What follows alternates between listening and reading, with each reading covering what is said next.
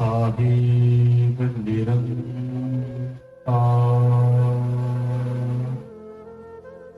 सच्चा ओ परवरदिगार। साहिब निरंकार सच्चा ओ परवरदिगार। साहिब निरंकार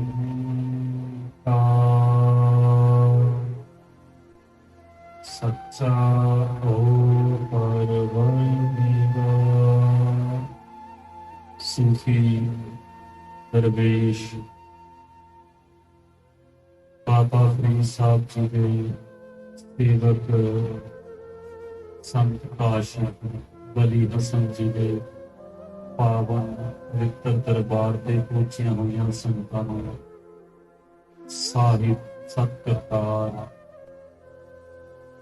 सारी संगत का दिलों धन्यवाद जो इस दरबार से नतमस्तक होने वास्ते हर वीरवार पहुंचते हैं।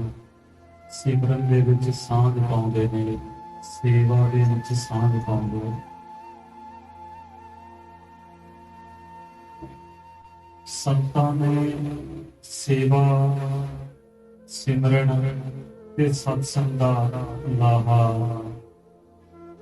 बहुत वड्डा लाहा दस्या। सत्संग दे विच बैठ के सिमरन करके सेवा करके साडे मन का हंकार साडे कीते हुए ऐसे कर्म जो कदे करके नहीं जाते, संतां दी किरपा दे नाल वो कर्म सानू भोगणे नहीं पैंदे। सेवा दे नाल साडे अंदर दी होमे खत्म हो जाती है। अगर होमे खत्म होवेगी तां ही असी सिमरन करन दे लायक बनांगे। सिमरन करांगे तां जो साडे कीते हुए कर्म है जिस नूं कोई कट नहीं सकता, एक नाम ही एक ऐसी कमाई है जो साडे कीते हुए पुरबले कर्म सानू बख्श सकता। नाम कर्म की लेख कटावे, नाम ही कर्मां दे लेखां नूं कट सकदा। अन्यथा कोई भी साडे कर्मां नूं नहीं कट सकदा। तुसीं देखिआ होना जदों दरखत आपां लाउंदे हां, छोटा जिहा दरखत हुंदा है, जदों लाया जाता है तां बिल्कुल सीधा हुंदा है। जिस तरह वो वड्डा हुंदा जांदा है उसे तरह उनके अंदर बिंद वाल पैंदे जांदे। साडे अंदर भी जदों असी बचपन दे विच ना बच्चा फिरदा है, जो बचपन का जो रूप हुंदा है भगवान का रूप तां ही बच्चे नूं प्यार हुंदा। उसके अंदर ना ईर्खा की भावना हुंदी है, ना द्वेष की भावना हुंदी है। इसे करके बच्चे नूं भगवान का रूप कहा गया। जो दरखत असी छोटा जिहा पेड़ा लाउंदे आ, बच्चे के समान है, उस वक्त वो बिल्कुल सीधा हुंदा है। असी भी जदों बचपन दे विच सी, इन्ना लालच साडे सारियां दे मन दे विच नहीं सी जिन्ना अज साडे अंदर है। इन्ना गुस्सा बचपन दे विच साडे अंदर नहीं सी जो अज असी गुस्सा लोकां नूं विखा रहे हां। बचपन दे विच इन्ना लालच, द्वेष, ईर्खा की भावना या बदले की भावना नहीं होगी। ज्यों ज्यों इंसान वड्डा होता जाता है त्यों त्यों उसके अंदर ईर्खा की भावना, लालच की भावना, द्वेष की भावना बढ़ती जाती। जो दरखत होता है जिवें जिवें वड्डा होवेगा रिंग वाल पै जाते हैं। जो लकड़ कम आउण वाली होंदी है जिसदे विच घट विंग वाल होणगे उस नूं रंधा ला के मिस्त्री सिद्धा कर। लेकिन जो लकड़ ਬਰੰਦਾ ਲਾਇਆ ਵੀ ਸਿੱਧੀ ਨਹੀਂ ਹੁੰਦੀ, ਉਹ ਬਾਲਣ ਦੇ ਕੰਮ ਆਉਂਦੀ ਹੈ। ਇਸੇ ਤਰ੍ਹਾਂ ਹੀ ਜੋ ਸਾਡੇ ਕਰਮ, ਇਹ ਸਾਡੇ ਵਿੰਗ ਵੱਲ, ਜੋ ਅਸੀਂ ਮਾੜੇ ਕਰਮ ਕਰ ਚੁੱਕੇ ਹਾਂ ਇਹ ਸਾਡੇ ਵਿੰਗ ਵੱਲ। ਅਸੀਂ ਗੁਰੂਆਂ ਰਹਿਬਰਾਂ ਪੀਰਾਂ ਦੇ ਦਰਬਾਰ ਤੇ ਜਾਂਦੇ ਹਾਂ, ਉੱਥੇ ਜਾ ਕੇ ਨਤਮਸਤਕ ਹੁੰਦੇ ਹਾਂ। ਕੁਝ ਐਸੇ ਕਰਮ ਹੁੰਦੇ ਆ ਜੋ ਮਹਾਰਾਜ ਆਪਦੀ ਦ੍ਰਿਸ਼ਟੀ ਦੇ ਨਾਲ ਉਹ ਕਰਮਾਂ ਨੂੰ ਕੱਟ ਦਿੰਦੇ ਆ, ਪਰ ਕੁਝ ਐਸੇ ਕਰਮ ਨੇ ਜਿਹੜੇ ਸਾਨੂੰ ਰੱਬ ਦੀ ਮਾਫ ਨਹੀਂ ਕਰਦਾ, ਉਹ ਸਾਨੂੰ ਭੋਗਣੇ ਪੈਂਦੇ। ਤੇ ਸਾਨੂੰ ਆਪਦੇ ਕਰਮਾਂ ਦੇ ਉੱਤੇ ਬਹੁਤ ਧਿਆਨ ਦੇਣ ਦੀ ਲੋੜ ਹੈ। ਅਸੀਂ ਆਪਦੇ ਬੱਚਿਆਂ ਵਾਸਤੇ, ਆਪਦੇ ਪਰਿਵਾਰ ਵਾਸਤੇ ਲੋਕਾਂ ਦਾ ਲਹੂ ਚੂਸ ਰਹੇ ਹਾਂ। ਮਹਾਰਾਜ ਕਹਿੰਦੇ ਹੈ, ਗੁਰੂ ਨਾਨਕ ਦੇਵ ਜੀ ਬੋਲਦੇ ਆ, ਹੱਕ ਪਰਾਇਆ ਨਾਨਕਾ ਉਸ ਸੂਰ ਉਸ ਗਾਏ, ਗੁਰੂ ਪੀਰ ਹਮ ਤਾਂ ਭਰੈ ਜੇ ਮੁਰਦਾਰ ਨਾ ਖਾਏ। ਜੋ ਅਸੀਂ ਕਿਸੇ ਦਾ ਪਰਾਇਆ ਹੱਕ ਖਾਂਦੇ ਹਾਂ ਜਾਂ ਕਿਸੇ ਨੂੰ ਠੱਗੀਆਂ ਮਾਰ ਕੇ, ਜੋ ਅੱਜ ਘਰ ਘਰ ਦੇ ਵਿੱਚ 5 ਇੱਟਾਂ ਲਾ ਕੇ ਉਹ ਸਿਆਣੇ 21,000 ਰੁਪਏ 52,000 ਰੁਪਏ ਲੈ ਕੇ ਪੈਸਾ ਠੱਗ ਰਹੇ ਹਨ, ਇਹ ਬਹੁਤ ਮਾੜਾ ਕੰਮ। ਇਹ ਸਾਨੂੰ ਦੇਣਾ ਆਵੇਗਾ, ਇਹ ਪਰਾਇਆ ਹੱਕ ਹੈ, ਇਹ ਗਊ ਦਾ ਮਾਸ ਖਾਣ ਦੇ ਬਰਾਬਰ ਹੈ। ਤੇ ਮਹਾਰਾਜ ਜੀ ਨੇ ਸਪਸ਼ਟ ਨਾ ਕਰੀ ਹੈ ਕਿ ਜੋ ਕਿਸੇ ਦਾ ਪਰਾਇਆ ਹੱਕ ਖਾਂਦਾ ਹੈ ਉਹ ਗਊ ਦਾ ਮਾਸ ਖਾ ਰਿਹਾ ਹੈ। ਪਰ ਇਨਸਾਨ ਆਪਦੇ 2 ਰੁਪਏ ਦੇ ਲਾਲਚ ਬਦਲੇ ਲੋਕਾਂ ਦੇ ਲੱਖਾਂ ਦਾ ਨੁਕਸਾਨ ਕਰਵਾ ਰਿਹਾ। ਕਦੇ ਵੀ ਉਹ ਇਹ ਨਹੀਂ ਸੋਚਦਾ ਕਿ ਚਲੋ ਕਿਸੇ ਦਾ ਭਲਾ ਹੁੰਦਾ ਹੈ ਤਾਂ ਹੋ ਜਾਵੇ।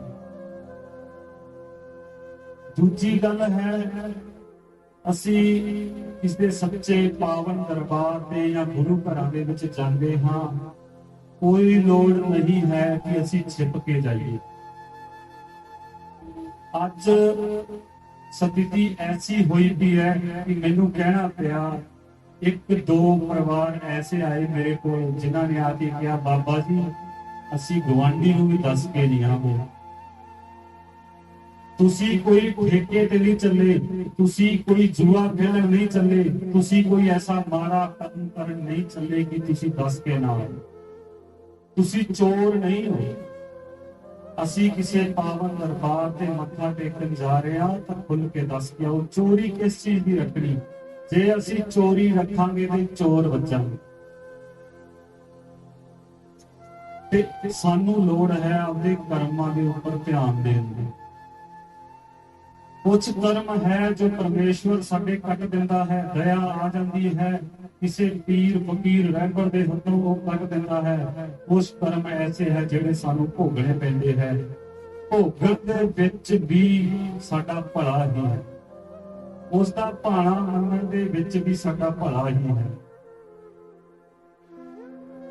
ਜਿਸ ਤਰ੍ਹਾਂ ਧੰਨਾ ਭਗਤ ਪੱਥਰ ਦੇ ਵਿੱਚੋਂ ਰੱਬ ਪਾਇਆ, ਇਸੇ ਤਰ੍ਹਾਂ ਹੀ ਭਾਈ ਸਦਨਾ ਜੀ, ਉਹਨਾਂ ਨੇ ਵੀ ਇੱਕ ਸ਼ਾਲੀਗ੍ਰਾਮ ਨਾਂ ਦਾ ਪੱਥਰ ਸੀ, ਉਹਦੇ ਵਿੱਚੋਂ ਪ੍ਰਭੂ ਦੇ ਦਰਸ਼ਨ ਹੋਏ। ਸਿੰਧ ਪਰਬਤ 1180 ਦੇ ਕਰੀਬ ਧੰਨ ਸਦਨਾ ਜੀ ਦਾ ਜਨਮ ਹੋਇਆ। ਸਿੰਧ ਪਰਬਤ ਜੋ ਅੱਜ ਕੱਲ ਲਹਿੰਦੇ ਪੰਜਾਬ ਦੇ ਵਿੱਚ ਹੈ, ਪਾਕਿਸਤਾਨ ਦੇ ਵਿੱਚ। ਸਦਨਾ ਕਸਾਈ ਸੀ, ਉਸ ਦੇ ਬਾਪ ਦਾਦੇ ਕਸਾਈ ਦਾ ਕੰਮ ਕਰਦੇ ਸੀ। ਮਾਸ ਕੱਟ ਕੇ ਜਾਨਵਰਾਂ ਦਾ ਵੇਚਣਾ, ਉਸ ਦੀ ਕਮਾਈ ਖਾਂਦੇ ਸੀ। ਤੇ ਉਸ ਦਾ ਬਾਪ ਇੱਕ ਦਿਨ ਸਦਨੇ ਨੂੰ ਕਹਿਣ ਲੱਗਾ, ਤੂੰ ਵੱਡਾ ਹੋ ਗਿਆ ਹੈ, ਮੇਰੇ ਨਾਲ ਦੁਕਾਨ ਤੇ ਚੱਲਿਆ ਕਰ, ਹੱਥ ਵਟਾਇਆ। ਜਿਸ ਤਰ੍ਹਾਂ ਜ਼ਿਮੀਂਦਾਰ ਦਾ ਬੱਚਾ ਹੌਲੀ ਹੌਲੀ ਜ਼ਿਮੀਂਦਾਰੀ ਕਰਨੀ ਸਿੱਖ ਹੀ ਜਾਂਦਾ ਹੈ, ਸ਼ਹਿਰ ਦੇ ਬੱਚੇ ਨੂੰ ਅਸੀਂ ਕਹੀਏ ਵੱਟ ਤੇ ਤੁਰ ਕੇ ਉਠਾਓ, ਟੁਰ ਨਹੀਂ ਸਕਦਾ। ਜ਼ਿਮੀਂਦਾਰ ਦਾ ਬੱਚਾ ਹੀ ਤੁਰ ਕੇ ਨਹੀਂ ਸਕਦਾ। ਮਿਸਤਰੀਆਂ ਦੇ ਬੱਚੇ ਥੋੜੀਆਂ ਚਲਾਣੀਆਂ ਸਿੱਖ ਹੀ ਜਾਂਦੇ। ਛਤਰੀਆਂ ਦੇ ਬੱਚੇ ਤਲਵਾਰਾਂ ਚਲਾਉਣੀਆਂ ਸਿੱਖ ਹੀ ਜਾਂਦੇ ਆ। ਇਸੇ ਤਰ੍ਹਾਂ ਭਾਈ ਸਦਨਾ ਜੀ ਆਪਦੇ ਪਿਤਾ ਦੇ ਕੰਮ ਦੇ ਵਿੱਚ ਹੱਥ ਵਟਾਉਣ ਲੱਗੇ।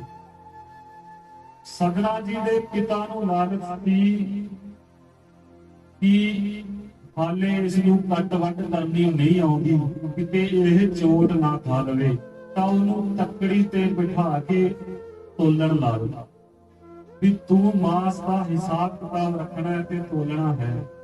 ਸਦਨਾ ਜੀ ਬਹੁਤ ਹੀ ਦੱਸਿਆ ਜਾਂਦਾ ਸੋਹਣੇ ਸਨ, ਕਿਉਂਕਿ ਉਹਨਾਂ ਦਾ ਰੂਹਾਨੀ ਚਿਹਰਾ ਕਿਸੇ ਪੂਰਬਲੇ ਕਰਮਾਂ ਕਰਕੇ ਉਹ ਸੰਤ ਰੂਪ ਸਨ। ਪਰ ਜਿਸ ਘਰ ਦੇ ਵਿੱਚ ਜਨਮ ਮਿਲਿਆ, ਕੋਈ ਐਸਾ ਦੋਸ਼ ਲੱਗਿਆ ਕਿ ਕਸਾਈ ਦੇ ਘਰ ਜਨਮ ਮਿਲਿਆ, ਤਾਂ ਸਦਨਾ ਜੀ ਹੌਲੀ ਹੌਲੀ ਸਿੱਖਦੇ ਸਿੱਖਦੇ ਪੂਰਾ ਕਾਰੋਬਾਰ ਆਪਦੇ ਹੱਥ 'ਚ ਲੈ ਲਿਆ ਤੇ ਉਸ ਕੰਮ ਤੋਂ ਲਾਹਾ ਖਾਣ ਲੱਗੇ। ਕਾਫੀ ਸਮਾਂ ਗੁਜ਼ਰ ਗਿਆ। ਜਦੋਂ ਸਦਨਾ ਜੀ ਇਸੇ ਕੰਮ ਦੇ ਵਿੱਚ ਰੁੱਝੇ ਰਹੇ, ਇੱਕ ਦਿਨ ਇੱਕ ਰਾਜੇ ਦੇ ਦਰਬਾਰ ਦੇ ਵਿੱਚ ਕੋਈ ਪ੍ਰੋਗਰਾਮ ਸੀ ਤੇ ਉੱਥੇ ਮਾਸ ਦੀ ਲੋੜ ਪਈ।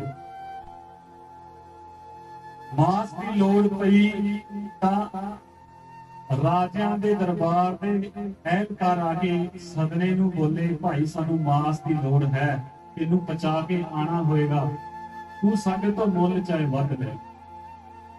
ਤਾਂ ਸਦਨਾ ਜੀ ਅਗਲੇ ਦਿਨ ਮਾਸ ਤਿਆਰ ਕਰਕੇ ਟੋਕਰਾ ਭਰ ਕੇ ਸਿਰ ਤੇ ਰੱਖ ਕੇ ਪਗਡੰਡੀ ਦੇ ਰਸਤੇ ਜਾ ਰਹੇ ਨੇ। ਉਸ ਵਕਤ ਰੋਡ ਰਸਤੇ ਬਹੁਤ ਘੱਟ ਹੁੰਦੇ, ਪਗਡੰਡੀਆਂ ਹੁੰਦੀਆਂ ਸੀ, ਤਾਂ ਜਾ ਰਹੇ ਨੇ। ਅੱਗੋਂ ਸਾਧੂ ਆ ਰਹੇ ਨੇ। ਸਾਧੂਆਂ ਦੇ ਮਨ ਦੇ ਵਿੱਚ ਸਿਮਰਨ ਚੱਲਦਾ ਹੁੰਦਾ ਹੈ। ਇੱਕ ਸਾਧੂ ਉੱਚੀ ਉੱਚੀ ਆਖਣ ਲੱਗਾ ਕਿ ਕਰਮਾਂ ਦਾ ਹਿਸਾਬ ਕਿਤਾਬ ਤੈਨੂੰ ਦੇਣਾ ਪਏਗਾ, ਜਿੰਦ ਨਾ ਮਾਣੀਏ ਸਿਮਰਨ ਕਰ ਲੈ। ਜਦੋਂ ਇਹ ਲਫ਼ਜ਼ ਵਾਰ-ਵਾਰ ਸਾਧੂ ਜਨ ਉੱਚੀ ਉੱਚੀ ਗਾ ਰਹੇ ਸਨ, ਤਾਂ ਸਦਨੇ ਦਾ ਧਿਆਨ ਉਸ ਨਾਮ ਸ਼ਬਦ ਪਾਸੇ ਹੋ ਗਿਆ। ਸਿਰ ਤੇ ਰੱਖਿਆ ਟੋਕਰਾ ਮਾਸ ਦਾ, ਉਸ ਤੋਂ ਬਿਰਤੀ ਛੁੱਟ ਕੇ ਸਾਧੂਆਂ ਦੇ ਪਾਸੇ ਹੋ ਗਈ। ਕੋਈ ਪੁਰਵਲਾ ਕਰਮ ਹੀ ਹੋਵੇਗਾ ਕਿ ਸਾਧੂਆਂ ਦੇ ਬਚਨ ਉਹਨਾਂ ਦੇ ਕੰਨਾਂ ਦੇ ਵਿੱਚ ਪਏ ਤੇ ਧਿਆਨ ਉਧਰ ਹੋ ਗਿਆ ਕਿ ਜੇ ਅਸੀਂ ਲੋਕਾਂ ਨੂੰ ਬਾਰ-ਬਾਰ ਪ੍ਰਭੂ ਦਾ ਨਾਮ ਜਪਾਈ ਜਾਈਏ, ਉਸ ਖਾਲਿਕ ਦਾ ਨਾਮ ਜਪਾਈ ਜਾਈਏ, ਲੋਕ ਫਿਰ ਵੀ ਨਹੀਂ ਜੁੜਦੇ। ਕਈ ਵਾਰ ਅਸੀਂ ਕਿਸੇ ਇਨਸਾਨ ਨੂੰ ਕਿੰਨਾ ਵੀ ਸਮਝਾ ਲਈਏ, ਦੇਖੋ ਕਦੀ ਵੀ ਕਿਸੇ ਨਾਲ ਰੱਬ ਦੇ ਨਾਮ ਦੇ ਉੱਤੇ ਬਹਿਸ ਨਾ ਕਰੋ, ਕਿਸੇ ਪੀਰ ਪੈਗੰਬਰ ਦੇ ਨਾਮ ਦੇ ਉੱਪਰ ਬਹਿਸ ਨਾ ਕਰੋ ਕਿ ਸਾਡਾ ਬਾਬਾ ਬਹੁਤ ਹੀ ਸ਼ਕਤੀ ਵਾਲਾ ਹੈ।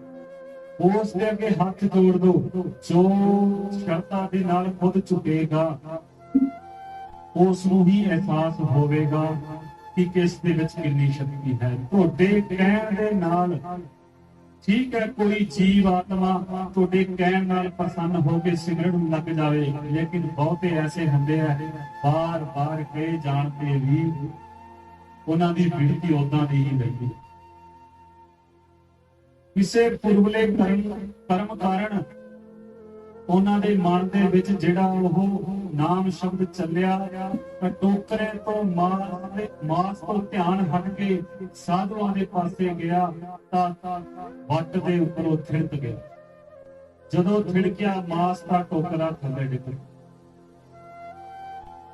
ਭਾਈ ਸਦਨਾ ਜੀ ਸਾਧੂਆਂ ਪਾਸੇ ਜਾ ਕੇ ਬੈਠ ਗਏ। ਉਸ ਦਰਖਤ ਦੇ ਥੱਲੇ ਸਾਧੂ ਕੀਰਤਨ ਕਰ ਰਹੇ ਸਨ। ਉਹ ਕੀਰਤਨ ਸੁਣਨ ਲੱਗੇ। ਕੀਰਤਨ ਸੁਣਦੇ ਸੁਣਦੇ ਕਾਫੀ ਸਮਾਂ ਬੀਤ ਗਿਆ। ਇੰਨੀ ਸਮਝ ਸਤਸੰਗ ਦੇ ਵਿੱਚ ਆ ਗਈ ਕਿ ਸਾਡੇ ਕੀਤੇ ਹੋਏ ਕਰਮ ਹੀ ਸਾਨੂੰ ਸੁਖ ਦੇਣਗੇ। ਚੰਗੇ ਕਰਮ ਕਰਾਂਗੇ ਤਾਂ ਚੰਗਾ ਸੁਖ ਮਿਲੇਗਾ, ਮਾੜਾ ਕਰਮ ਕਰਾਂਗੇ ਤੇ ਦੁੱਖ ਮਿਲੇਗਾ। ਪਰ ਆਪਦੇ ਕੀਰਤ ਕਰਨ ਤੋਂ ਛੁੱਟਣਾ ਬੜਾ ਔਖਾ ਹੁੰਦਾ ਹੈ। ਹਰ ਬੰਦਾ ਇਹ ਸੋਚਦਾ ਹੈ ਮੈਂ ਸਿਮਰਨ ਕਰਨ ਲੱਗ ਜਾਵਾਂ, ਲੇਕਿਨ ਜਦੋਂ ਧੰਦਿਆਂ ਦੇ ਵਿੱਚ ਪੈ ਜਾਂਦਾ ਫਿਰ ਭੁੱਲ ਜਾਂਦਾ। ਫਿਰ ਉਸ ਨੂੰ ਸਤਸੰਗ 'ਚ ਬੈਠ ਕੇ ਕੋਈ ਯਾਦ ਦਿਵਾਉਂਦਾ ਹੈ ਤਾਂ ਫਿਰ ਯਾਦ ਕਰਦਾ ਹੈ, ਘਰੇ ਜਾ ਕੇ ਫਿਰ ਭੁੱਲ ਜਾਂਦਾ ਹੈ।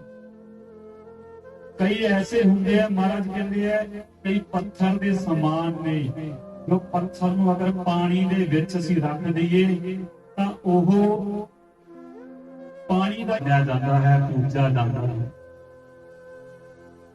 ਉਹ ਇੱਕ ਪੱਥਰ ਪਿਆ ਹੋਇਆ, ਲੇਕਿਨ ਸਦਨਾ ਜੀ ਦੇ ਮਨ ਦੇ ਵਿੱਚ ਇਹੀ ਆਇਆ ਕਿ ਇਹ ਪੱਥਰ ਨਾਲ ਮੈਂ ਮਾਸ ਤੋਲਿਆ ਗਿਆ।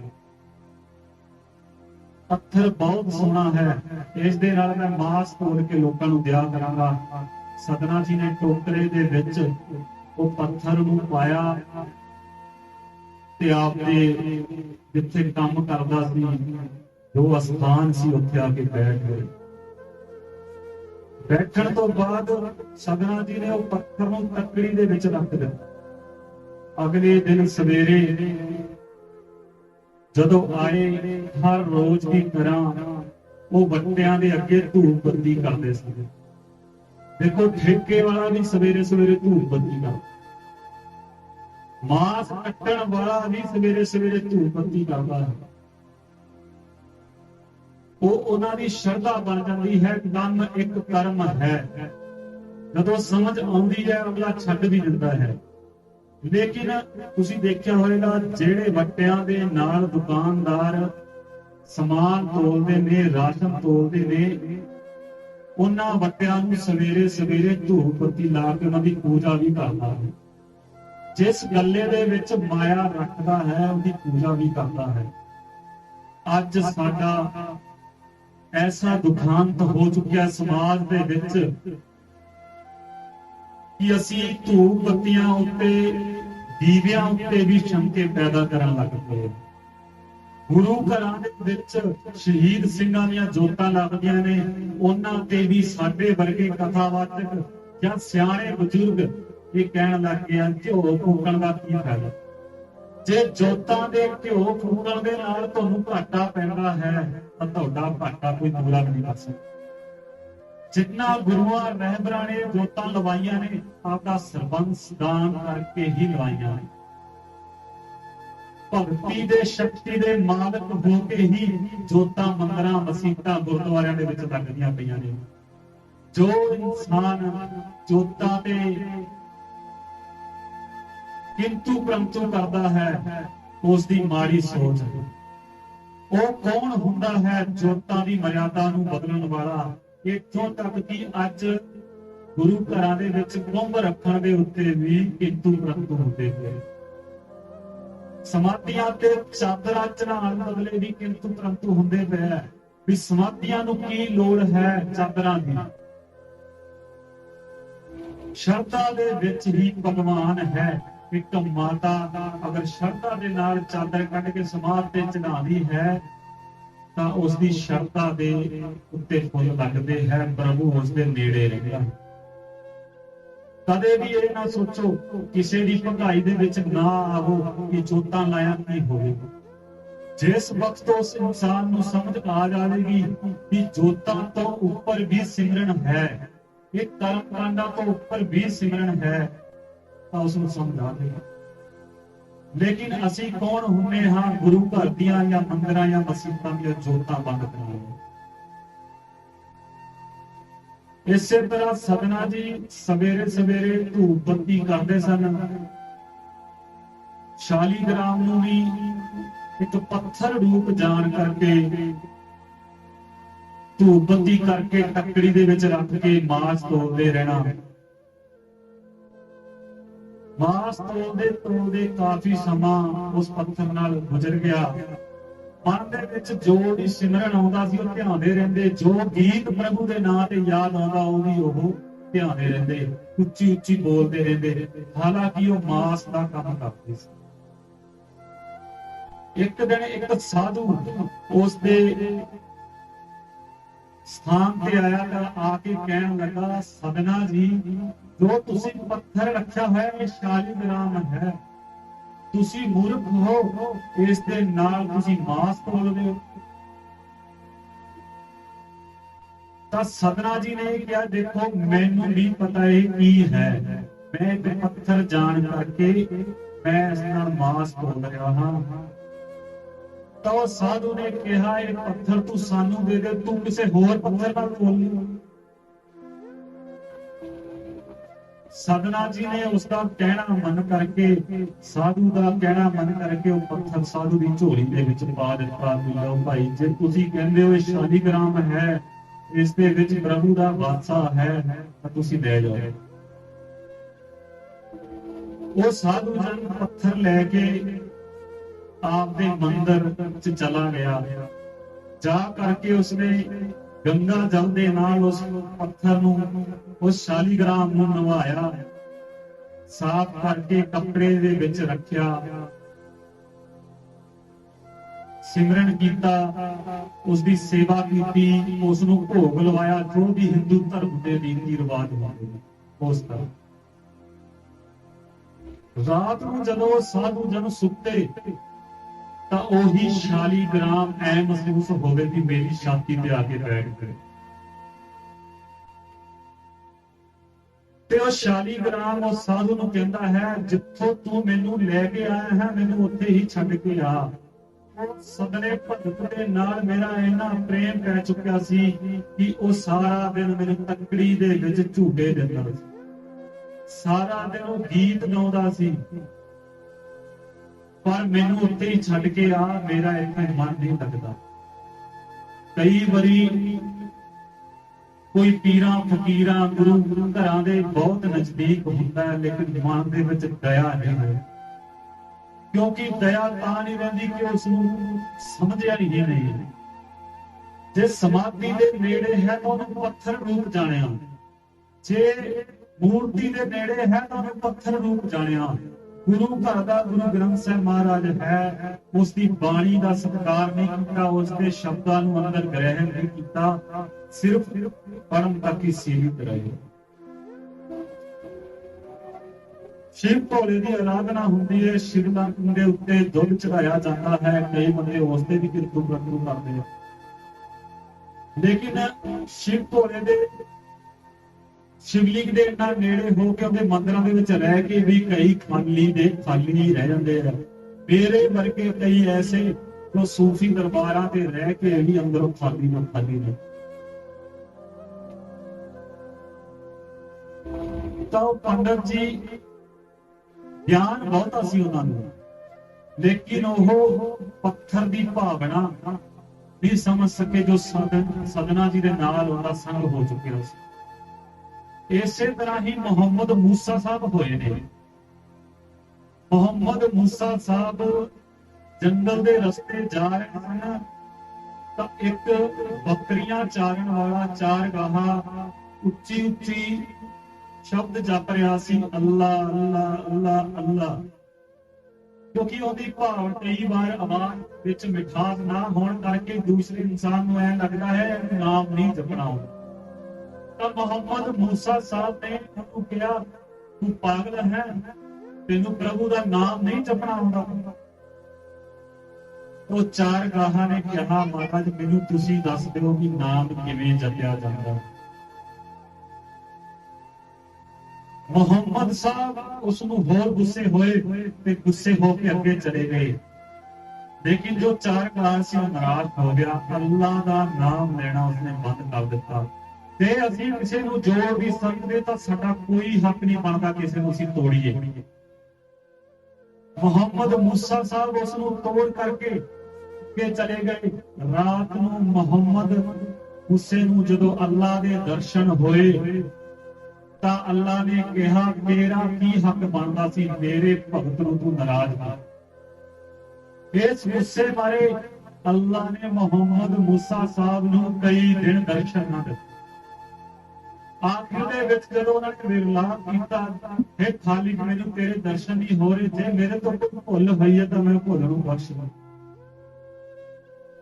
ਤਾਂ ਮਹਾਰਾਜ ਨੇ ਉਸ ਨੂੰ ਕਿਹਾ ਜਾ ਕੇ ਉਸ ਚਾਰਗਾਹਾਂ ਨੂੰ ਕਹਿ ਜਿਵੇਂ ਵੀ ਤੇਰੇ ਕੋਲ ਜਪਿਆ ਜਾਂਦਾ ਹੈ ਜਪ, ਮੈਂ ਅੱਜ ਤੈਨੂੰ ਕਦੇ ਕੁਛ ਨਹੀਂ। ਸਾਡਾ ਕੋਈ ਹੱਕ ਨਹੀਂ ਬਣਦਾ। ਕੋਈ ਓਮ ਨਮः ਸ਼ਿਵਾਏ ਜਪ ਰਿਹਾ ਹੈ ਤਾਂ ਉਹਨੂੰ ਕਹੀਏ ਤੂੰ ਰਾਮ ਰਾਮ ਜਪ। ਜੇ ਕੋਈ ਰਾਮ ਰਾਮ ਜਪ ਰਿਹਾ ਹੈ ਉਹਨੂੰ ਅਸੀਂ ਇਹਨੂੰ ਦੇਣਾ ਤਾਂ ਪੈਣਾ ਹੈ। ਤਾਂ ਜਦੋਂ ਬੱਕਰੇ ਦੇ ਨੇੜੇ ਲੱਗੇ ਸੋਚਣ ਲੱਗੇ ਜੇ ਸਾਰਾ ਮਾਸ ਇਹਨਾਂ ਨੂੰ ਲੋੜ ਨਹੀਂ ਹੈ, ਜੇ ਇਹਦੀ ਲੱਤ ਵੱਢ ਕੇ ਕੱਲੀ ਮੈਂ ਇਸਨੂੰ ਦੇ ਦੇਵਾਂ, ਚਲੋ ਸਵੇਰ ਤੱਕ ਜਿੰਦਾ ਰਹੇਗਾ, ਤੜਫਦਾ ਰਹੇਗਾ, ਸਵੇਰੇ ਵੱਢ ਲਵਾਂ। ਜਦੋਂ ਸੂਰਾ ਲੈ ਕੇ ਨੇੜੇ ਹੋਇਆ ਤਾਂ ਉਸ ਬੱਕਰੇ ਨੇ ਆਵਾਜ਼ ਲਗਾਈ, ਸਦਨਾ ਜੀ ਜੋ ਤੁਸੀਂ ਕਰ ਰਹੇ ਹੋ ਇਹ ਤੁਸੀਂ ਵਾਧਾ ਕਰਦੇ ਹੋ। ਪਹਿਲਾਂ ਤੁਸੀਂ ਮੈਨੂੰ ਵੜਦੇ ਸੀ, ਫਿਰ ਮੈਂ ਤੁਹਾਨੂੰ ਵੜਦਾ ਸੀ। ਇਸ ਜੁਗਾਂ ਤੋਂ ਚੱਲਦਾ ਆ ਰਿਹਾ ਹੈ। ਪਰ ਹੁਣ ਤੁਸੀਂ ਜਿਹੜੀ ਮੇਰੀ ਕੱਲੀ ਲੱਤ ਵੱਟ ਕੇ ਲਾਲਚ ਵਸ ਹੋ ਕੇ ਤੁਸੀਂ ਕਿਸੇ ਨੂੰ ਦੇਣਾ ਚਾਹੁੰਦੇ ਹੋ, ਇਹ ਵਾਧਾ ਹੈ। ਇਸ ਦਾ ਕਰਮ ਤੁਹਾਨੂੰ ਭੋਗਣਾ ਪਏਗਾ। ਸਦਨਾ ਜੀ ਦੇ ਹੱਥੋਂ ਛੁਰਾ ਡਿੱਗ ਪਿਆ ਤੇ ਕੰਬਣ ਲੱਗ ਪਿਆ। ਅਹਿਲਕਾਰ ਨੂੰ ਉੱਠ ਕੇ ਕਹਿਣ ਲੱਗੇ, ਰਾਜਾ ਸਾਹਿਬ ਨੂੰ ਕਹਿ ਦੀ ਸਦਨੇ ਨੇ ਮਾਸ ਵੱਢਣ ਦਾ ਕੰਮ ਛੱਡ ਦਿੱਤਾ। ਅੱਜ ਤੋਂ ਬਾਅਦ ਐਸਾ ਕਰਮ ਨਹੀਂ ਕਰਾਂਗਾ ਕਿ ਮੈਂ ਪਾਪ ਦਾ ਭਾਗੀਦਾਰ ਬਣਾ। ਜਦੋਂ ਕੋਈ ਬੁਰਾ ਇਨਸਾਨ ਚੰਗਾ ਬਣਨ ਦੀ ਕੋਸ਼ਿਸ਼ ਕਰਦਾ ਹੈ, ਕਈ ਵਾਰ ਸਾਡੇ ਵਿੱਚੋਂ ਹੀ ਆਂਢ ਗੁਆਂਢ ਦੇ ਵਿੱਚੋਂ ਜਾਂ ਸਮਾਜ ਦੇ ਵਿੱਚੋਂ ਉੱਠ ਕੇ ਲੋਕ ਕਹਿ ਦਿੰਦੇ ਆ 900 ਚੂਹਾ ਖਾ ਕੇ ਬਿੱਲੀ ਹੱਜ ਨੂੰ ਚਲੀ। ਕੋਈ ਇਨਸਾਨ ਸੁਧਰਨ ਜਾ ਰਿਹਾ ਹੈ, ਉਹਨੂੰ ਸੁਧਰਨ ਨਹੀਂ ਦਿੰਦੇ। ਇਹ ਸਾਡੇ ਸਮਾਜ ਦਾ ਬਹੁਤ ਵੱਡਾ ਦੁਖਾਂਤ ਹੈ। ਅਗਰ ਕੋਈ ਬੱਚਾ ਨਸ਼ੇ ਦੇ ਵਿੱਚ ਗਰਕ ਹੋ ਗਿਆ, ਉਹ ਸੁਧਰਨ ਜਾ ਰਿਹਾ ਹੈ, ਸਮਾਜ ਹੀ ਬਾਰ-ਬਾਰ ਨੂੰ ਐਸੀਆਂ ਠੋਕਰਾਂ ਮਾਰਦਾ ਹੈ ਕਿ ਉਹਨੂੰ ਸੁਧਰਨ ਨਹੀਂ ਦਿੰਦੇ। ਸਦਨਾ ਜੀ ਦੇ ਉੱਪਰ ਵੀ ਇਹੀ ਕੁਝ ਵਾਪਰਿਆ, ਪਰ ਸਦਨਾ ਜੀ ਨੇ ਇਸ ਚੀਜ਼ ਦੀ ਪਰਵਾਹ ਨਹੀਂ ਕੀਤੀ। ਲੋਕ ਉਹਨੂੰ ਕਹਿੰਦੇ ਰਹੇ, ਤਦ ਤੱਕ ਇਹ ਮਾਸ ਵੱਟਦਾ ਸੀ, ਅੱਜ ਇਹ ਸ਼ਾਲੀਗ੍ਰਾਮ ਰੱਖ ਕੇ ਭਗਤੀ ਕਰਦਾ ਹੈ। ਕਦੇ ਕਦੇ ਸਦਨਾ ਜੀ ਦੇ ਮਨ ਦੇ ਵਿੱਚ ਵੀ ਇਦਾਂ ਆਣਾ ਕਿ ਪ੍ਰਭੂ ਤੇਰਾ ਸਿਮਰਨ ਕਰਦੇ ਕਰਦੇ ਇੰਨਾ ਸਮਾਂ ਗੁਜ਼ਰ ਗਿਆ, ਤੂੰ ਮੇਰੇ ਬਦਲੇ ਉਸ ਸਾਧੂ ਨੂੰ ਦਰਸ਼ਨ ਦਿੱਤੇ ਵੀ ਮੇਰਾ ਸਦਨੇ ਬਗੈਰ ਜੀ ਨਹੀਂ ਲੱਗਦਾ, ਤੇ ਮਾਲਿਕ ਤੂੰ ਮੈਨੂੰ ਅੱਜ ਤੱਕ ਦਰਸ਼ਨ ਨਹੀਂ ਦਿੱਤੇ। ਇਹ ਅਹਿਸਾਸ ਹੈ ਕਿ ਤੂੰ ਹੈ, ਕਿਹੜੇ ਹੀ ਹੈ ਕਿਤੇ ਦੂਰ ਨਹੀਂ। ਤਾਂ ਸਦਨਾ ਜੀ ਤੀਰਥਾਂ ਦੀ ਯਾਤਰਾ ਤੇ ਜਾਣ ਲੱਗ ਪਏ। ਇੱਕ ਵਾਰ ਤੀਰਥ ਦੀ ਯਾਤਰਾ ਜਾਂਦੇ ਜਾਂਦੇ ਰਸਤੇ ਦੇ ਵਿੱਚ ਰਾਤ ਪੈ ਗਈ, ਤਾਂ ਇੱਕ ਖੂਹੀ ਦੇ ਕੋਲ ਸੰਧਿਆ ਦੇ ਵੇਲੇ ਇੱਕ ਬੀਬੀ ਪਾਣੀ ਭਰ। ਤਾਂ ਬੀਬੀ ਨੂੰ ਬੇਨਤੀ ਕਰਨ ਲੱਗੀ, ਮਹਾਰਾਜ ਭੈਣਾ ਮੈਨੂੰ ਪਾਣੀ ਦਾ ਇੱਕ ਗਲਾਸ ਪਿਆ ਦੇ।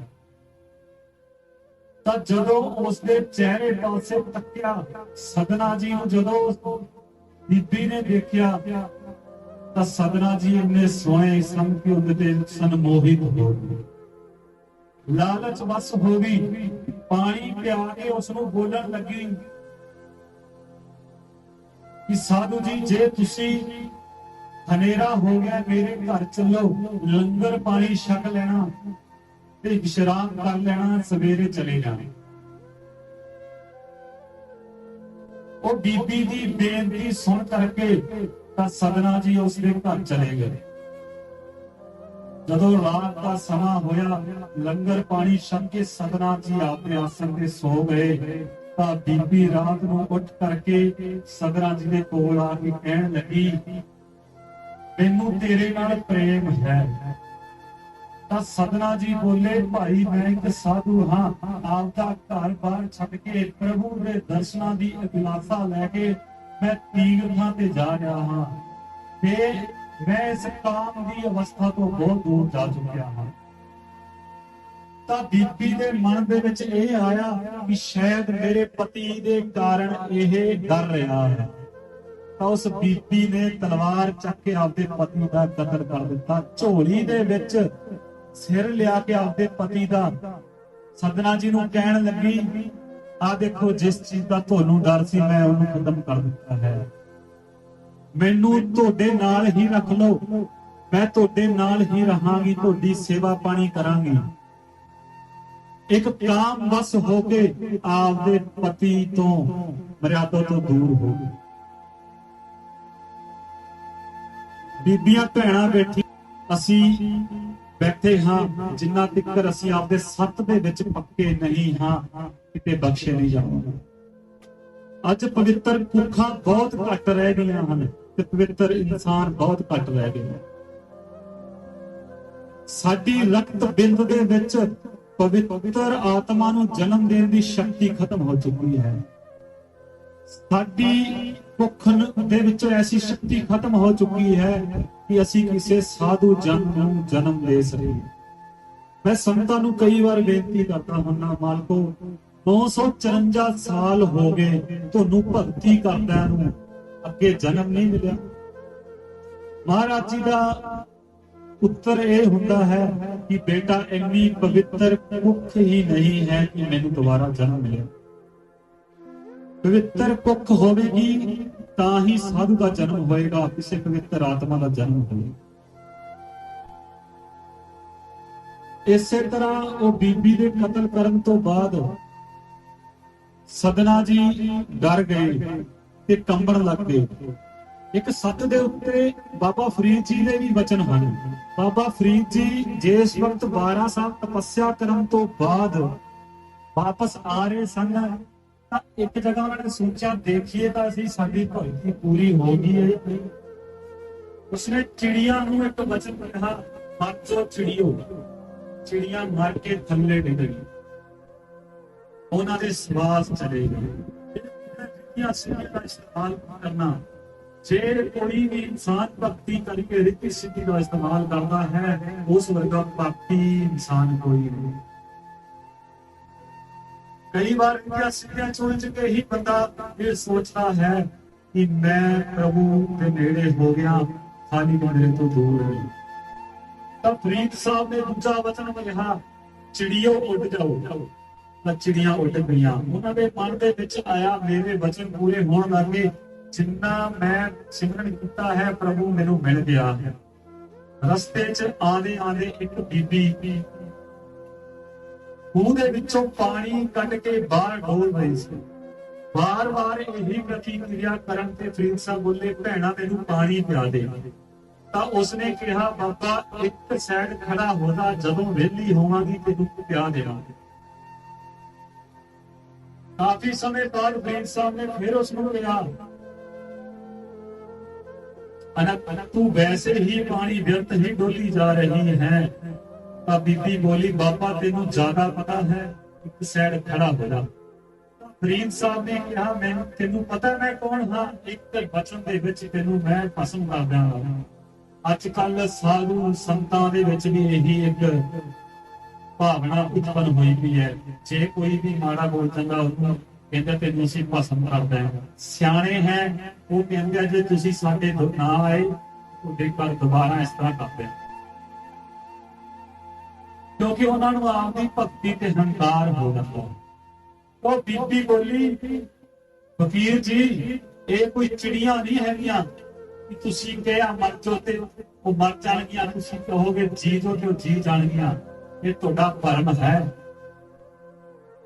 ਬਾਬਾ ਫਰੀਦ ਸਾਹਿਬ ਦੇ ਮਨ ਦੇ ਵਿੱਚ ਆਇਆ ਕਿ ਇਸ ਜਨਾਨੀ ਨੂੰ ਕਿਸ ਤਰ੍ਹਾਂ ਪਤਾ ਲੱਗਿਆ, ਇਸ ਬੀਬੀ ਨੂੰ ਕਿਸ ਤਰ੍ਹਾਂ ਪਤਾ ਲੱਗਾ ਕਿ ਮੈਂ ਇਹ ਭੌਤਿਕ ਜੰਗਲ ਦੇ ਵਿੱਚ ਫੜ ਕੇ ਆਇਆ। ਜਦੋਂ ਬੀਬੀ ਪਾਣੀ ਡੋਲਣੋਂ ਹਟੀ ਤਾਂ ਫਰੀਦ ਸਾਹਿਬ ਨੂੰ ਪਾਣੀ ਪਿਆਇਆ। ਉਸਨੇ ਬੇਨਤੀ ਕੀਤੀ ਫਰੀਦ ਸਾਹਿਬ ਨੇ ਬੀਬੀ ਦੇ ਅੱਗੇ ਕਿ ਭਾਈ ਤੈਨੂੰ ਇਹ ਗੱਲ ਕਿਹਨੇ ਦੱਸੀ ਕਿ ਮੈਂ ਚਿੜੀਆਂ ਨੂੰ ਜਿਉਣ ਦੇ ਵਾਸਤੇ ਕਿਹਾ, ਜੋ ਪਈਆਂ ਮਰਨ ਵਾਸਤੇ ਕਿਹਾ ਤਾਂ ਮਰ ਗਈ। ਤੈਨੂੰ ਇਹ ਵਿਵੇਕ ਕਿੱਥੋਂ ਮਿਲਿਆ? ਕਹਿਣ ਲੱਗੀ, ਪਹਿਲੀ ਗੱਲ ਤਾਂ ਤੂੰ ਮੈਨੂੰ ਕਹਿ ਰਿਹਾ ਸੀ ਵਿਅਰਥ ਪਾਣੀ ਡੋਲ ਰਹੀ ਹੈ। ਮੇਰੀ ਭੈਣ ਦੇ ਘਰ ਅੱਗ ਲੱਗੀ ਹੋਈ ਸੀ, ਮੈਂ ਉਹ ਅੱਗ ਬੁਝਾ ਲਈ। ਦੇਖੋ ਕੋਹਾਂ ਦੂਰ ਹੋ ਕੇ ਵੀ ਉਹ ਅੱਗ ਬੁਝਾ ਰਹੀ ਸੀ। ਜਿਸ ਤਰ੍ਹਾਂ ਬੱਚੇ ਤੋਂ ਦੂਰ ਹੋ ਕੇ ਮਾਂ ਬੱਚੇ ਨੂੰ ਹਮੇਸ਼ਾ ਯਾਦ ਰੱਖਦੀ ਹੈ, ਇਸੇ ਤਰ੍ਹਾਂ ਪ੍ਰਭੂ ਉਹ ਅਸੀਂ ਯਾਦ ਰੱਖਣਾ ਹੈ ਜਿੰਨੇ ਮਰਜ਼ੀ ਅਸੀਂ ਕੰਮਾਂ ਕਾਰਾਂ ਦੇ ਵਿੱਚ ਬਿਜੀ। ਦੂਜਾ ਵਚਨ ਉਹਨੇ ਕਿਹਾ ਕਿ ਮੈਂ ਆਪ ਦੇ ਪ੍ਰਤੀਵਰਤਾ ਧਰਮ ਦੇ ਵਿੱਚ ਪੱਕੀ ਹਾਂ। ਇਸ ਕਰਕੇ ਪਰਮੇਸ਼ਵਰ ਨੇ ਮੈਨੂੰ ਇੰਨਾ ਗਿਆਨ ਦੇ ਦਿੱਤਾ ਕਿ ਲੋਕਾਂ ਦੀਆਂ ਗੱਲਾਂ ਮੈਨੂੰ ਪਤਾ ਲੱਗ। ਇੱਕ ਪ੍ਰਤੀਵਰਤਾ ਧਰਮ ਦੇ ਵਿੱਚ ਰਹਿਣਾ ਵੀ ਕਿੰਨਾ ਲਾਭਦਾਇਕ ਹੈ। ਤਾਂ ਉਸ ਪਤਨੀ ਨੇ ਜਦੋਂ ਸਿਰ ਵੱਟ ਕੇ ਸਦਨਾ ਜੀ ਦੇ ਕੋਲ ਪਹੁੰਚਾਇਆ ਤਾਂ ਸਦਨਾ ਜੀ ਡਰ ਗਈ ਤੇ ਡਰ ਕੇ ਉਸ ਘਰ ਨੂੰ ਛੱਡ ਕੇ ਭੱਜਣ ਲੱਗੇ। ਤਾਂ ਉਹ ਬੀਬੀ ਦੇ ਮਨ ਦੇ ਵਿੱਚ ਇਹ ਆਇਆ ਕਿ ਮੈਂ ਇਸ ਦੇ ਪਿੱਛੇ ਲੱਗ ਕੇ ਇਸ ਨੂੰ ਪਾਉਣ ਦੇ ਖਾਤਰ ਆਪਦੇ ਪਤੀ ਦਾ ਕਤਲ ਵੀ ਕਰ ਦਿੱਤਾ, ਇਹ ਫਿਰ ਵੀ ਮੇਰਾ ਨਾ ਹੋਇਆ। ਉਸਨੇ ਰੌਲਾ ਪਾ ਦਿੱਤਾ ਕਿ ਮੇਰੇ ਪਤੀ ਦਾ ਕਤਲ ਕਰਕੇ ਇਹ ਸੱਜ ਭੱਜ ਗਿਆ ਹੈ। ਲੋਕਾਂ ਨੇ ਘੇਰਾ ਪਾ ਕੇ ਸਦਨਾ ਜੀ ਨੂੰ ਫੜ ਲਿਆ ਤੇ ਰਾਜੇ ਦੇ ਦਰਬਾਰ ਦੇ ਵਿੱਚ ਪੇਸ਼ ਕਰ। ਸਦਨਾ ਜੀ ਚੁੱਪ ਬੈਠੇ ਰਹੇ, ਇਹੀ ਸੋਚਦੇ ਰਹੇ ਪ੍ਰਭੂ ਮੈਨੂੰ ਇਸ ਤੌਮਤ ਤੋਂ ਛੁਟਕਾਰਾ ਕਿੱਦਾਂ ਮਿਲੇ। ਕੋਈ ਐਸਾ ਕਰਮ ਹੋਇਆ ਹੋਵੇਗਾ ਜਿਸ ਕਰਕੇ ਤੌਮਤ ਜਾਂ ਇਹ ਦੁੱਖ ਮੈਨੂੰ ਮਿਲਿਆ। तो राजा साहब ने जो सारे अहलकार मंत्री इकट्ठे करके सदने को बुलाया गया, उसकी पत्नी को बुलाया गया जेड़ा जिसका पति कतल होया सी। पत्नी ने कहा कि इसने रात को मैं इसको अपने घर दे विच बना दित्ती, इन्हें मेरे पति का कतल कर दित्ता, मेरी इज्जत लुटण की कोशिश करी। सदा जी दे चुप रहन करके राजा साहब दे मन दे विच आया कि हो सकता है बंदा बेकसूरी हो, जो ये बोल ही नहीं रहा, इन्हू बार-बार असीं पुछ रहे हां कि भाई की गल है, तू कतल क्यों करे। ते सदना जी चुप ही सन, नहीं बोल रहे। सदना जी नूं जेल दे विच बिठा दिता गया, दोबारा सभा इकट्ठी करने वास्ते कह दिता गया। रात को राजा साहब को मालिक ने दर्शन दिखाया कि भाई जो जो होया अपनी पत्नी ने कतल करया है, इसका इल्जाम सदना जी भुगत रहे हैं। सारा दर्शन देख के उस तो बाद राजा साहब के मन दे विच आया शायद मेरे मन का भरम होवे कि सदना जी ने कतल किया होवे। की पता कई मन दे विच आंदा है या सुपने दे विच कोई गल साडे सामने आउंदी, असीं उस ते विश्वास नहीं करते, जदों बीत जांदी है फिर असीं विश्वास करते। इदां ही उसकी जो पत्नी सी जिसका मर्द कतल होया सी, वो अपने दीवान दे विच जा करके, क्योंकि बीबियां दे बहुतियां बीबियां दे मन दे विच गल नहीं पचदी, उसने आ करके उस गवांढण नूं कहा, देख मैं कितना चरित्र खिलिया, कतल भी कर दिता आपदे खसम नूं। फिर उसके इल्जाम दे विच मैं सदना जी नूं वो गल चलदी चलदी राजा साहब के दरबार दे विच पहुंच गई। उस तो पहला उसकी सजा दे विच सदना जी ने हथ कट दिते गए।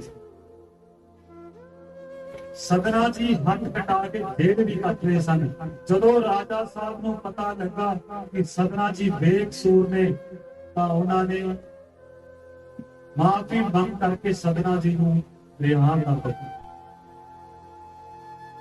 वो वापिस आके आपने पिंड भगती करन लगे। ओही शालीग्राम नूं नवाना धवाना क्यों हथ रहे नहीं सन, जिन्ना कि उन्हां कोल सेवा हुंदी वो करदे रहे।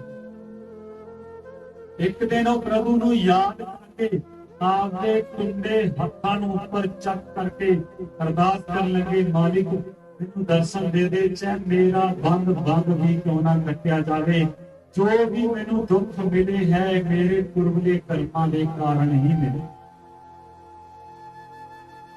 जदों सदना जी ने ऊपर हाथ चके तां परमेश्वर की ऐसी करनी हुई कि वो हाथ दोबारा वापस आ। ऐसी सदना जी का विश्वास। एक मांस कट्टण वाला भगत बनया, अज असीं उन्हां दी गाथा गा रहे हां। लोग उन्हां दे उदाहरण दे के लोकां नूं सिमरन नाल जोड़। ਕਦੇ ਵੀ ਇਹ ਨਾ ਸੋਚੋ ਕਿ ਅਸੀਂ ਬਹੁਤ ਪਾਪੀ ਹਾਂ, ਸਾਡੇ ਵਧੇਰੇ ਪਾਪ ਹਨ, ਸਾਨੂੰ ਮਾਲਿਕ ਸਿਮਰਨ ਨਹੀਂ ਬਖਸ਼ੇਗਾ। ਐਦਾਂ ਕਦੇ ਵੀ ਨਾ ਸੋਚੋ। ਜੇ ਉਹ ਬਖਸ਼ਣ ਤੇ ਆਵੇਗਾ ਤੇ ਪ੍ਰਹਲਾਦ ਵਰਗਿਆਂ ਨੂੰ ਬਚਪਨ 'ਚ ਹੀ ਬਖਸ਼ ਦਿੰਦਾ ਹੈ, ਜੇ ਬਖਸ਼ੇਗਾ ਨਹੀਂ ਤਾਂ ਚਿੱਟੀ ਦਾੜੀ ਹੋਣ ਤੱਕ ਵੀ ਨਹੀਂ ਬਖਸ਼ੇ। ਲੱਖਾਂ ਪਾਪ ਹੋਣ, ਜੇ ਉਸਨੇ ਬਖਸ਼ਣਾ ਹੈ ਹਰਨਾਕਸ਼ ਵਾਂਗੂ ਨੇ ਬਖਸ਼ ਹੀ ਦੇਣਾ ਹੈ। ਜੇ ਨਹੀਂ ਬਖਸ਼ਣਾ ਤਾਂ ਚੰਦਰ ਦੇਵਤਾ ਹੈ, ਉਸ ਦਾ ਲੱਗਿਆ ਹੋਇਆ ਕਲੰਕ ਅੱਜ ਵੀ ਦਿਖ ਰਿਹਾ ਹੈ। ਕਿਸੇ ਦੇ ਕਹਿਣੇ ਤੇ 5 ਘੰਟੇ ਪਹਿਲਾਂ ਚੜ੍ਹਨ ਕਰਕੇ, ਰਿਸ਼ੀ ਦੇ ਕਹਿਣੇ ਤੇ ਲਾਲਚਵਸ ਹੋ ਕੇ ਜੋ ਕਿਰਿਆ ਚੰਦਰਮਾ ਨੇ ਕੀਤੀ, ਅੱਜ ਦਾ ਉਸ ਦਾ ਸੰਤਾਪ ਭੋਗ ਰਿਹਾ ਹੈ। ਜਿਹੜੇ ਕਰਮ ਸਾਡੇ ਨਹੀਂ ਕੱਟੇ ਜਾਣਗੇ ਉਹ ਸਾਨੂੰ ਭੋਗਣੇ ਪੈਣਗੇ, ਉਹ ਭੋਗਣ 'ਚ ਹੀ ਸਾਡਾ ਭਲਾ ਹੈ। ਸਿਮਰਨ ਕਰੋ ਕਿ ਜਿਹੜੇ ਛੋਟੇ ਮੋਟੇ ਸਾਡੇ ਕਰਮ ਹੈ ਉਹ ਸਾਧੂ ਜਨ ਆਪਦੀ ਬਿਰਤੀ ਦੇ ਨਾਲ ਗੁਰੂ ਘਰਾਂ ਦੇ ਵਿੱਚ ਜਾ ਕੇ ਸਿਮਰਨ ਕਰਨ ਨਾਲ, ਦਰਬਾਰਾਂ ਤੇ ਬੈਠ ਕੇ ਸਿਮਰਨ ਕਰਨ ਨਾਲ, ਸੇਵਾ ਕਰਨ ਨਾਲ, ਸਤਸੰਗ ਕਰਨ ਨਾਲ ਸਾਡੇ ਉਹ ਕਰਮ ਕੱਟੇ। ਜੋ ਸਾਡੀ ਕਾਇਆ ਨੂੰ ਦੁੱਖ ਹੈ ਉਹ ਸਾਡੇ ਪੁਰਲੇ ਕਰਮਾਂ ਦਾ ਹੀ ਨਤੀਜਾ ਹੈ। ਅਸੀਂ ਜਦੋਂ ਸਾਡੇ ਦੁੱਖ ਜਦ ਵਧੇਰੇ ਹੋ ਜਾਂਦੇ ਹਨ, ਅਸੀਂ ਕੀ ਕਰਦੇ ਹਾਂ? ਨਿਆਣਿਆਂ ਕੋਲ ਭੱਜਦੇ ਹਾਂ, ਕਦੀ ਕਿਸੇ ਦੇ ਕੋਲ, ਕਦੀ ਕਿਸੇ ਦੇ ਕੋਲ। ਬਹੁਤੇ ਲੋਕ ਅੱਜ ਸੱਚ ਜਾਣਿਓ ਪਾਖੰਡ ਕਰਦੇ। मैं कई बार कहता हूं,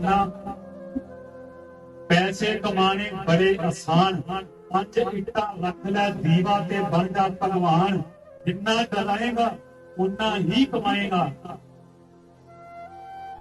बहुतियां दी बिरती अच ऐदा नहीं है। आने वाले इंसान को इन्ना डरा दो कि वो जिन्ने पैसे मंगिए सानू देने को तैयार हो।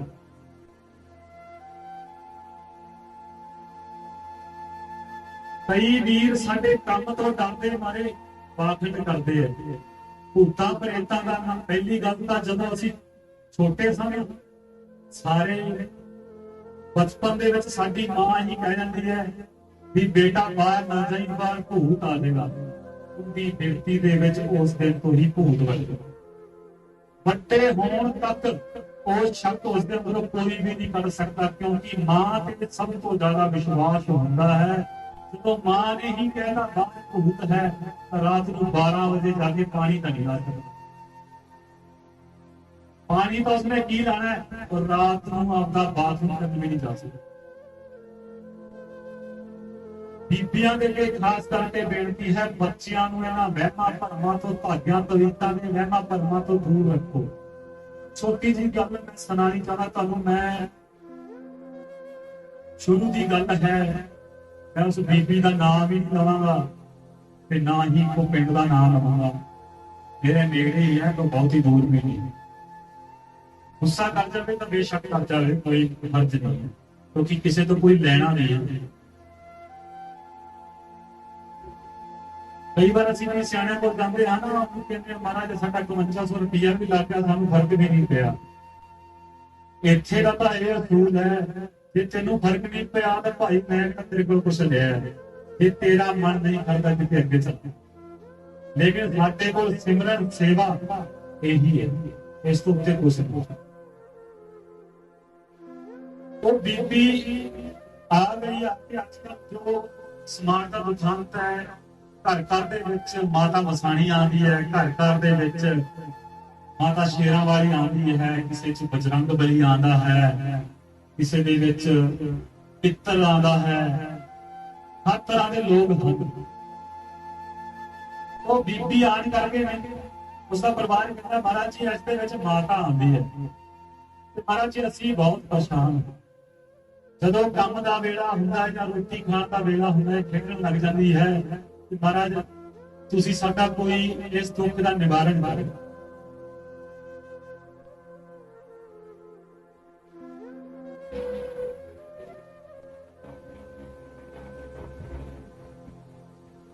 ਤਾਂ ਉਸ ਵਕਤ ਮੈਂ ਉਸਨੂੰ ਕਿਹਾ ਚਲੋ ਭਾਈ ਇਸ ਬੀਬੀ ਨੂੰ ਅੰਦਰ ਬਿਠਾਓ। ਉਸ ਟਾਈਮ ਇਹ ਸਮਾਜ ਵੀ ਛੋਟੀ ਸੀ, ਬਿੱਲ ਮੇਰੀ ਬੜੀ ਨਹੀਂ ਹੋਈ ਸੀ, ਤਾਂ ਮੈਂ ਇਸ ਕਮਰੇ ਦੇ ਵਿੱਚ ਬੈਠਾ ਹੁੰਦਾ ਸੀ। ਅਸੀਂ ਨਾ ਪੁਲਿਸ ਦੇ ਨਾਲ ਟਿੱਕਾ ਸਾਫ਼ ਕਰਦੇ ਹਾਂ, ਲੋਕ ਪਾਗਲ ਕਹਿੰਦੇ ਹੁੰਦੇ ਸੀ ਇਹ ਸਰਦਾਰਾਂ ਦਾ ਮੁੰਡਾ ਪਾਗਲ ਹੋ ਗਿਆ। ਮੈਂ ਆਪਣੇ ਆਪ ਨੂੰ ਸਰਦਾਰ ਨਹੀਂ ਮੰਨਦਾ, ਮੈਂ ਤੁਹਾਡਾ ਸੇਵਕ ਹਾਂ, ਕੋਈ ਸਰਦਾਰ ਨਹੀਂ ਇੱਥੇ। ਤਾਂ ਬੀਬੀ ਨੂੰ ਜਦੋਂ ਅਸੀਂ ਅੰਦਰ ਬਿਠਾਇਆ ਤਾਂ ਉਸ ਦੇ ਵਿੱਚ ਲਾਜ਼ਮੀ ਹੈ ਮਾਤਾ ਨੇ ਤਾਂ ਆਉਣਾ ਹੀ ਸੀ। ਮਾਤਾ ਆਈ, ਆ ਕੇ ਇੱਕ ਨਾਰਾ ਲਾਇਆ ਜੈ ਮਾਤਾ ਦੀ। ਤਾਂ ਮੈਂ ਉਸ ਬੀਬੀ ਨੂੰ ਕਹਿਣ ਲੱਗਾ ਜੇ ਤੂੰ ਮਾਤਾ ਹੈ ਤੂੰ ਕਿਹੜੀ ਮਾਤਾ ਦੀ ਜੈ ਬੁਲਾ ਰਹੀ ਹੈ? ਜੈ ਤਾਂ ਸਾਨੂੰ ਬੁਲਾਣੀ ਚਾਹੀਦੀ ਹੈ ਕਿ ਤੂੰ ਮਾਤਾ ਹੈ, ਪਰ ਤੂੰ ਆਪ ਹੀ ਜੈ ਬੁਲਾ ਰਹੀ ਹੈ, ਕਿਹੜੀ ਮਾਤਾ ਹੈ? ਸੰਤਾਂ ਨੇ ਮੈਨੂੰ ਦੱਸਿਆ ਭਾਈ ਇਹ ਸਾਰੇ ਜੋ ਇਸ ਦੇ ਪਰਿਵਾਰ ਦੇ ਮੈਂਬਰ ਆਏ ਉਹਨਾਂ ਨੂੰ ਬਾਹਰ। ਮੈਂ ਦਰਵਾਜ਼ਾ ਬੰਦ ਕਰਕੇ ਉਸ ਬੀਬੀ ਦੇ ਕੋਲ ਬੈਠ ਗਿਆ। ਮੈਂ ਕਿਹਾ ਭੈਣਾ ਜੋ ਤੇਰੇ ਚ ਮਾਤਾ ਆ ਰਹੀ ਹੈ ਇਸ ਦਾ ਤਾਂ ਮੈਨੂੰ ਪਤਾ ਹੈ, ਤੇ ਸਿੱਧੀ ਹੋ ਕੇ ਬੈਠ ਜਾ। ਉਹ ਫਿਰ ਵੀ ਨਹੀਂ ਮੰਨੀ, ਕਹਿਣ ਲੱਗੀ ਮਹਾਰਾਜ ਮੈਂ ਮਾਤਾ ਹੀ ਹਾਂ, ਨਾਰੇ ਨਾਲ ਮਤ। ਮੈਂ ਕਿਹਾ ਜੇ ਤੂੰ ਮਾਤਾ ਹੈ ਤਾਂ ਦੁਰਗਾ ਪਾਠ ਸੁਣਾ, ਜੇ ਮਾਤਾ ਹੋਵੇ ਤਾਂ ਦੁਰਗਾ ਪਾਠ ਸੁਣਾਵੇ। ਕਹਿੰਦੀ ਮਹਾਰਾਜ ਦੁਰਗਾ ਪਾਠ ਨਹੀਂ ਆਉਂਦਾ। ਮੈਂ ਕਿਹਾ ਜੇ ਦੁਰਗਾ ਪਾਠ ਨਹੀਂ ਆਉਂਦਾ ਤੇ ਮਾਤਾ ਵੀ ਕਦੀ ਏਦਾਂ ਨਹੀਂ ਆਉਂਦੀ। ਤੇ ਭੈਣ ਮੇਰੀ ਇਹ ਸਿੱਧੀ ਹੋ ਕੇ ਬੈਠ ਜਾ, ਜੇ ਉਧਾਰ ਕਰਾਣਾ ਹੈ ਤਾਂ, ਜੇ ਸਿੱਧੇ ਰਸਤੇ ਪੈਣਾ ਹੈ ਤਾਂ ਮੇਰੀ ਗੱਲ ਮੰਨ, ਮੈਂ ਤੇਰਾ ਭਰਾ ਹੀ ਹਾਂ, ਕੋਈ ਬੇਗਾਨਾ ਨਹੀਂ। ਆਪਦਾ ਦੁੱਖ ਦੱਸ, ਦੁੱਖ ਦੇ ਬਦਲੇ ਪਾਖੰਡ ਕਰਕੇ ਆਪਦੇ ਪਰਿਵਾਰ ਨੂੰ ਡਰਾ ਨਾ। ਤਾਂ ਭੈਣ ਮੇਰੀ ਚੁੰਨੀ ਸਿੱਧੀ ਕਰਕੇ ਬੈਠ ਗਈ, ਅੱਖਾਂ ਸਾਫ਼ ਕਰੀਆਂ, ਮੈਨੂੰ ਕਹਿਣ ਲੱਗੀ ਵੀਰ ਜੀ ਜੇ ਤੁਸੀਂ ਮੇਰਾ ਸਾਥ ਦਿਓਗੇ, ਜੇ ਮੇਰੇ ਦੁੱਖ ਚੋਂ ਮੈਨੂੰ ਕੱਢ ਦੇਵੋ ਤੇ ਤੁਹਾਡਾ ਬਹੁਤ ਧੰਨਵਾਦ ਹੋਏਗਾ, ਤੇ ਇਸ ਤਰ੍ਹਾਂ ਦਾ ਪਾਖੰਡ ਮੈਂ ਕਦੀ ਵੀ ਨਹੀਂ। ਮੈਂ ਉਸ ਭੈਣ ਨੂੰ ਕਿਹਾ ਮੈਂ ਦੱਸ ਭਾਈ ਕੀ ਦੁੱਖ ਹੈ, ਕੀ ਤਕਲੀਫ ਹੈ? ਉਹ ਭੈਣ ਮੈਨੂੰ ਕਹਿਣ ਲੱਗੀ ਮਹਾਰਾਜ ਮੇਰੇ ਤੇ ਬਹੁਤ ਜ਼ੁਲਮ ਹੁੰਦਾ ਹੈ। ਹਾਲਾਂਕਿ ਉਹਦੀ ਗੱਲ ਸੱਚਾਈ ਨਹੀਂ ਸੀ, ਉਸ ਨੂੰ ਸਾਰਾ ਦਿਨ ਕੰਮ, ਆਖਰ ਇਨਸਾਨ ਨੂੰ ਆਰਾਮ ਕਰਨ ਦਾ ਵੀ ਸਮਾਂ ਚਾਹੀਦਾ ਹੈ। ਜੇ ਅਸੀਂ ਘਰ ਦੇ ਵਿੱਚ ਨੂੰਹ ਧੀ ਲਿਆਣੇ ਹਾਂ ਤਾਂ ਸਾਡੀ ਧੀ ਵਰਗੀ ਹੁੰਦੀ ਹੈ। ਅਸੀਂ ਧੀ ਨੂੰ ਜਿੰਨਾ ਪਿਆਰ ਕਰਦੇ ਹਾਂ ਉਨਾ ਹੀ ਨੂੰਹ ਨੂੰ ਵੀ ਕਰਨਾ ਚਾਹੀਦਾ। 100% ਅੱਜ ਕਲੇਸ਼ ਸਿਰਫ ਇਸੇ ਗੱਲ ਦਾ ਹੈ ਕਿ ਅਸੀਂ ਵੱਖਰਾਪਣ ਰੱਖਿਆ ਹੈ, ਧੀ ਨਾਲ ਹੋਰ ਤਰ੍ਹਾਂ ਬੋਲਦੇ ਹਾਂ, ਨੂੰਹ ਨਾਲ ਹੋਰ ਤਰ੍ਹਾਂ। ਤਾਂ ਮੈਂ ਉਸਨੂੰ ਪੁੱਛਿਆ ਦੱਸ ਭਾਈ ਕੀ ਦੁੱਖ ਹੈ? ਕਹਿੰਦੇ ਬਾਬਾ ਜੀ ਸਾਰਾ ਦਿਨ ਆਪਣਾ ਕੰਮ ਕਰੋ, ਉਸ ਤੋਂ ਬਾਅਦ ਸਾਰਾ ਦਿਨ ਗੋਇਆ ਸੁੱਟੋ, ਡੰਗਰਾਂ ਦੀ ਸੇਵਾ ਕਰੋ, ਤੇ ਮੈਂ ਕੱਲੀ ਜਣੀ ਪੱਠੇ ਵੱਢ ਕੇ ਲੈ ਕੇ ਆਉਣੇ, ਇੱਥੋਂ ਤੱਕ ਵੀ ਮੈਨੂੰ ਕੰਮ ਕਰਨੇ ਆ। ਕਹਿੰਦੇ ਆ ਜੋ ਮਰਦਾਂ ਦੇ ਕੰਮ ਹੈ ਵੱਧ ਬਾਸ ਖੇਲਣ ਚਲੇ ਜਾਂਦੇ ਆ, ਮੈਨੂੰ ਸਾਰੀ ਦਿਹਾੜੀ ਕੰਮ ਖੇਤਾਂ ਦਾ ਵੀ ਕਰਨਾ ਪੈਂਦਾ ਹੈ, ਤੇ ਤੁਸੀਂ ਮੇਰਾ ਇਸ ਤੋਂ ਛੁਟਕਾਰਾ ਦਿਓ। ਕਹਿੰਦਾ ਭੈਣ ਮੇਰੀ ਇਸ ਤੋਂ ਛੁਟਕਾਰਾ ਮੈਂ ਦਵਾ ਦੇਣਾ, ਅੱਜ ਤੋਂ ਬਾਅਦ ਤੂੰ ਇਹ ਪਾਖੰਡ ਨਹੀਂ ਕਰਨਾ। ਮੈਂ ਉਸਦੇ ਪਰਿਵਾਰ ਨੂੰ ਬੁਲਾਇਆ, ਮੈਂ ਕਿਹਾ ਜੋ ਤੁਹਾਡੀ ਡੰਗਰਾਂ ਵਾਲੀ ਹਵੇਲੀ ਹੈ ਭਾਈ ਉੱਥੇ ਜਾ ਕੇ ਇਹਨੂੰ ਦਿੱਕਤ ਹੁੰਦੀ ਹੈ, ਇਹਨੂੰ ਉੱਥੇ ਨਾ ਲੈ ਕੇ ਜਾਓ। ਉਸਦੀ ਜਾਨ ਛੁੱਟ ਗਈ, ਹੋਇਆ ਨਹੀਂ ਸੁਣਨਾ ਪਿਆ। ਅੱਜ ਵੀ ਉਹ ਭੈਣ ਮੈਨੂੰ ਮਿਲਦੀ ਹੈ, ਬੜੀ ਖੁਸ਼ ਹੋ ਕੇ ਮਿਲਦੀ ਹੈ, ਕਹਿੰਦੀ ਬਾਬਾ ਜੀ ਤੁਸੀਂ ਮੇਰੀ ਜਾਨ ਛੁਡਾ ਦਿੱਤੀ ਡੰਗਰਾਂ ਕੋਲ। ਨਾ ਉਹਦੇ ਚ ਮਾਤਾ ਆਈ ਉਸ ਤੋਂ ਬਾਅਦ, ਤੇ ਨਾ ਹੀ ਉਹ ਡੰਗਰਾਂ ਦਾ ਹੋਇਆ ਸੁਣਨਾ। ਕੰਮ ਤੋਂ ਡਰਦੀਆਂ ਮਾਰੀਆਂ ਬੀਬੀਆਂ ਅੱਜ ਮਾਤਾ, ਹਨੂਮਾਨ, ਪਿੱਤਰ, ਪ੍ਰੇਤ ਦਾ ਨਾਮ ਲੈ ਕੇ ਡਰਾਉਂਦੀਆਂ ਹਨ ਆਪਦੇ ਖਸਮਾਂ ਨੂੰ। ਪਰ ਇਹ ਨਹੀਂ ਸੋਚਦੀਆਂ ਜੋ ਅਸੀਂ ਕਰ ਰਹੀਆਂ ਹਾਂ, ਜੋ ਬੰਦੇ ਕੰਮ ਤੋਂ ਡਰਦੇ ਮਾਰੇ ਸਾਡੇ ਮੁੰਡੇ ਅੱਜ ਜੋ ਕਹਿ ਰਹੇ ਨੇ ਮੈਨੂੰ ਤਾਂ ਕੋਈ ਦਿੱਕਤ ਲੱਗਦੀ ਹੈ, ਉਹ ਬਾਹਰ ਦੀ ਦਿੱਕਤ ਲੱਗਦੀ ਹੈ, ਮੇਰਾ ਸਰੀਰ ਠੀਕ ਨਹੀਂ ਰਹਿੰਦਾ, ਆਲਸੀ ਦਾ ਮਨ ਹੋਇਆ ਪਿਆ, ਨਾਮ ਲੈਂਦੇ ਹੈ ਭੂਤਾਂ ਪ੍ਰੇਤਾਂ। जे साडे बच्चे जो सुनणगे ऐदां दे ही हो जाणगे। जे साडे बच्चों की माता सुनी है, प्रेरित सुनिया है, तो साडी सेवा करन लगे वो भी आख्या करनगे मेरे च तां माता। बाप नूं प्यार करनगे, कहना अच्छा हो उसमें आया पिया भगत कहते हैं बापू मेरे गोडियां नूं हथ कि मेरे च हनुमान आंदा है मेरे गोडियां नूं हथ ला, मेरे च बाबा आंदा है मेरे गोडियां नूं हथ ला। इस समाज का दुखांत है, आने वाले बच्चे भी सानूं इदां ही प्यार करन। मैं इस फकीर की सेवा करता पिया, इन्हां संतां की सेवा करता पिया, इन्ना चिर हो गया। मैं कई बार महाराज नूं हसदा हां ना, महाराज तुहाडे नाल ना गुस्से होना पैना, मैनूं डांग चकनी पैनी है, मैनूं तां तुसीं दर्शन नहीं दिंदे, बीबियां दे जाके सिर ते गलत। संतां की सेवा करन दा मतलब यह नहीं है जो पवित्र रूह साडे अंदर आ जाएगी। जिन्ना तक साडे अंदर एक आत्मा है, दूजी आत्मा कदाए चित्त भी नहीं बन सकती। हाँ, खुशी दे विच असीं आनंदमई होंदे होंदे लक्षणां दे उपर झूम तां जरूर सकदे हां, लेकिन वो आत्मा साडे अंदर कदे नहीं आई। मैं इन्हां दी सेवा कर रहा हां, मैं जे तुहानूं इस भुलेखे दे विच रखां बाबा जी मेरे विच आउंदे है, मैं परना बन्निया होया है, जिवें लोग सिर हिला के कहंदे आ कि मेरे च बाबा आ गया। जदों मैं सिर हिलावां मेरा परना खुल के आपदे गल च पै जावे, शरीर दे जिंद बाहर है गल दे विच पै जाण, उहदे पैरां दे विच परना डिग पवे, पहली गल तां मुझे बाबे दी किहड़ा इस तरह बाबा आउंदा। साधु संत किसी की बेइज्जती नहीं करते। बीबियां दे विच अगर कोई देवी देवता आउंदा है तां बीबियां को बेपरद नहीं करता। मैं इत्थों तक भी देखे ने लोग अपने कपड़े पा लेंदे, कुछ लोगों को मानसिक परेशानियां हैं, असीं उन्हां दा साथ नहीं दिता, जो वादियां कुत्ता परेता तक चलियां गईयां। कई बार कह दिंदे आ तुहाडे घर दे विच कोई पवित्र आत्मा है, उहदी समाधि बनाओ। असी समाधि किथे किथे बनावांगे, कण कण में हर जू बसै संतन केहो प्रकार, कण कण दे विच परमेश्वर वसदा है। असी किथे किथे समाधियां बना के उहदी पूजा करांगे ते असी सोचना है इन्हां पाखंडियां तो जो पैसा लुट के खा रहे हैं, 21,000 रुपए प्रभु दा नां दे उत्ते, गड़ाइयां दे नां दे उत्ते जो खा रहे हैं, इन्हां तो बचन की लोड़ है। बहुते घर पैसा लुटा करके अज इत्थे आए बैठे, क्योंकि पैसा लुटाने नाल कुछ नहीं बनना। संगत है, संगत की सेवा करो। मैं तुहाडे नाल वादा करदा, जिन्नी तुसीं संगत की सेवा करोगे, संगत के चरणां दी धूड़ बन के रहोगे, तुहाडे घर दे विच कोई दुख तकलीफ नहीं होगी। आपका हंकार खत्म करो। मैं जाट हाँ, मैं सिख हाँ, मैं छतरी हाँ, ऐसे ऐसे लफ्ज लोग आपके नाम के पीछे लाई फिरते हैं, जो हटाने बड़े औखे ने। मेरे नाम के पीछे मैं तो तुहाडा निमाणा जा सेवक हाँ, मेरे नाम के पीछे साहिब तुसी लाया है, मैं उस साहिब को हटाना चाहना, मेरे च हिम्मत नहीं, मैं नहीं हटा सकता कि तुसी प्यार दे विच लाड़ दे विच मैनूं वो नाम दिता। जे मैं सोचा मैं इन्हां दा साहिब बन गया,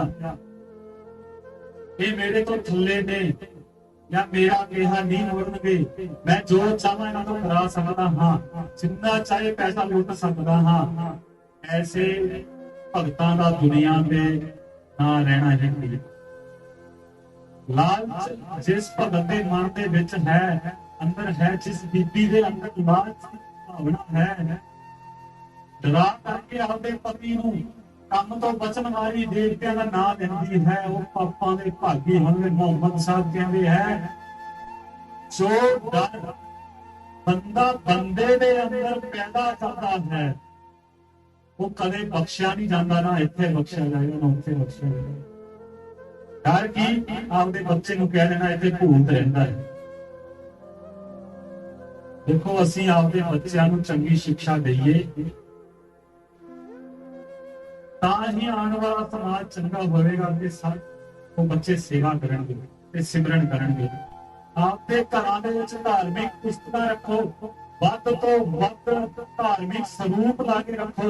ਲੋਕ ਇਹ ਵੀ ਕਹਿਣ ਲੱਗ ਗਏ ਹੈ ਕਿ ਮੂਰਤੀਆਂ ਤੋਂ ਕੀ ਲੈਣਾ ਹੈ, ਫੋਟੋਆਂ ਤੋਂ ਕੀ ਲੈਣਾ ਹੈ। ਅਗਰ ਧਾਰਮਿਕ ਫੋਟੋ ਅਸੀਂ ਲਾਵਾਂਗੇ, ਕਿਤੇ ਨਾ ਕਿਤੇ ਤਾਂ ਭਾਵਨਾ ਸਾਡੀ ਉਸ ਪਾਸੇ ਜਾਵੇਗੀ। ਹਾਲਾਂਕਿ ਕਿਸੇ ਵੀ ਪਰਮੇਸ਼ਵਰ ਦਾ ਆਕਾਰ ਬਣਾਉਣਾ ਬਹੁਤ ਔਖਾ ਹੈ, ਲੇਕਿਨ ਜਿਸ ਤਰ੍ਹਾਂ ਦਾ ਵੀ ਕਿਸੇ ਨੇ ਪ੍ਰਭੂ ਦਾ ਨਾਮ ਜਾਂ ਧੰਨੇ ਭਗਤ ਦੀ ਫੋਟੋ ਬਣਾਈ ਹੈ, ਭਗਤ ਨਾਮਦੇਵ ਦੀ ਫੋਟੋ ਬਣਾਈ ਹੈ, ਗ੍ਰੰਥ ਸਾਹਿਬ ਮਹਾਰਾਜ ਦੇ 10 ਗੁਰੂ ਸਾਹਿਬਾਨ ਹਨ, ਉਹਨਾਂ ਦੀ ਚਿੱਤਰ ਬਣਾਇਆ ਹੈ, ਸ਼ਿਵ ਭੋਲੇ ਦੀਆਂ ਤਸਵੀਰਾਂ ਬਣਾਈਆਂ ਹਨ, ਹਨੂਮਾਨ ਜੀ ਦੀਆਂ ਤਸਵੀਰਾਂ ਬਣਾਈਆਂ ਹਨ, ਸਾਰੀਆਂ ਹੀ ਸਤਿਕਾਰਯੋਗ ਨੇ। ਜਿਹੜੀ ਚੀਜ਼ ਸਾਨੂੰ ਕਿਤੇ ਨਾ ਕਿਤੇ ਧਰਮ ਨਾਲ ਜੋੜਦੀ ਹੈ, ਉਹ ਹਰ ਚੀਜ਼ ਸਤਿਕਾਰਯੋਗ ਹੈ। ਨਿੰਦਕ ਲੋਕਾਂ ਦੇ ਪਿੱਛੇ ਲੱਗ ਕੇ ਅਸੀਂ ਨਾ ਤਾਂ ਜੋਤਾਂ ਬਾਣੀਆਂ ਬੰਦ ਕਰਨੀਆਂ ਨੇ, ਨਾ ਹੀ ਗੁਰੂ ਘਰਾਂ ਦੇ ਵਿੱਚ ਤਸਵੀਰਾਂ ਲਾਣੀਆਂ ਬੰਦ ਕਰਨੀਆਂ ਨੇ। ਦੇਖੋ, ਮੈਂ ਖੁਦ ਕਹਿੰਦਾ ਤਸਵੀਰਾਂ ਦੇ ਵਿੱਚ ਪ੍ਰਭੂ ਨਹੀਂ ਹੈ, ਲੇਕਿਨ ਉਹ ਤਸਵੀਰਾਂ ਕਿਤੇ ਨਾ ਕਿਤੇ ਤਾਂ ਸਾਨੂੰ ਮਾਲਕ ਨਾਲ ਜੋੜਦੀਆਂ ਨੇ। ਸਮਾਧੀ ਤੇ ਚਾਦਰ ਚੜਾਉਣ ਨਾਲ ਕੁਛ ਨਹੀਂ ਹੋ ਜਾਣਾ, ਲੇਕਿਨ ਜਦੋਂ ਅਸੀਂ ਚੜਾਉਣ ਆਣੇ ਹਾਂ, ਮਨ ਦੇ ਵਿੱਚ ਭਾਵਨਾ ਤੇ ਇਹੀ ਹੁੰਦੇ ਨਾ, ਕਿਸੇ ਸਾਧੂ ਫਕੀਰ ਨੂੰ ਅਸੀਂ ਚਾਦਰ ਦਾਨ ਦਿੱਤੀ।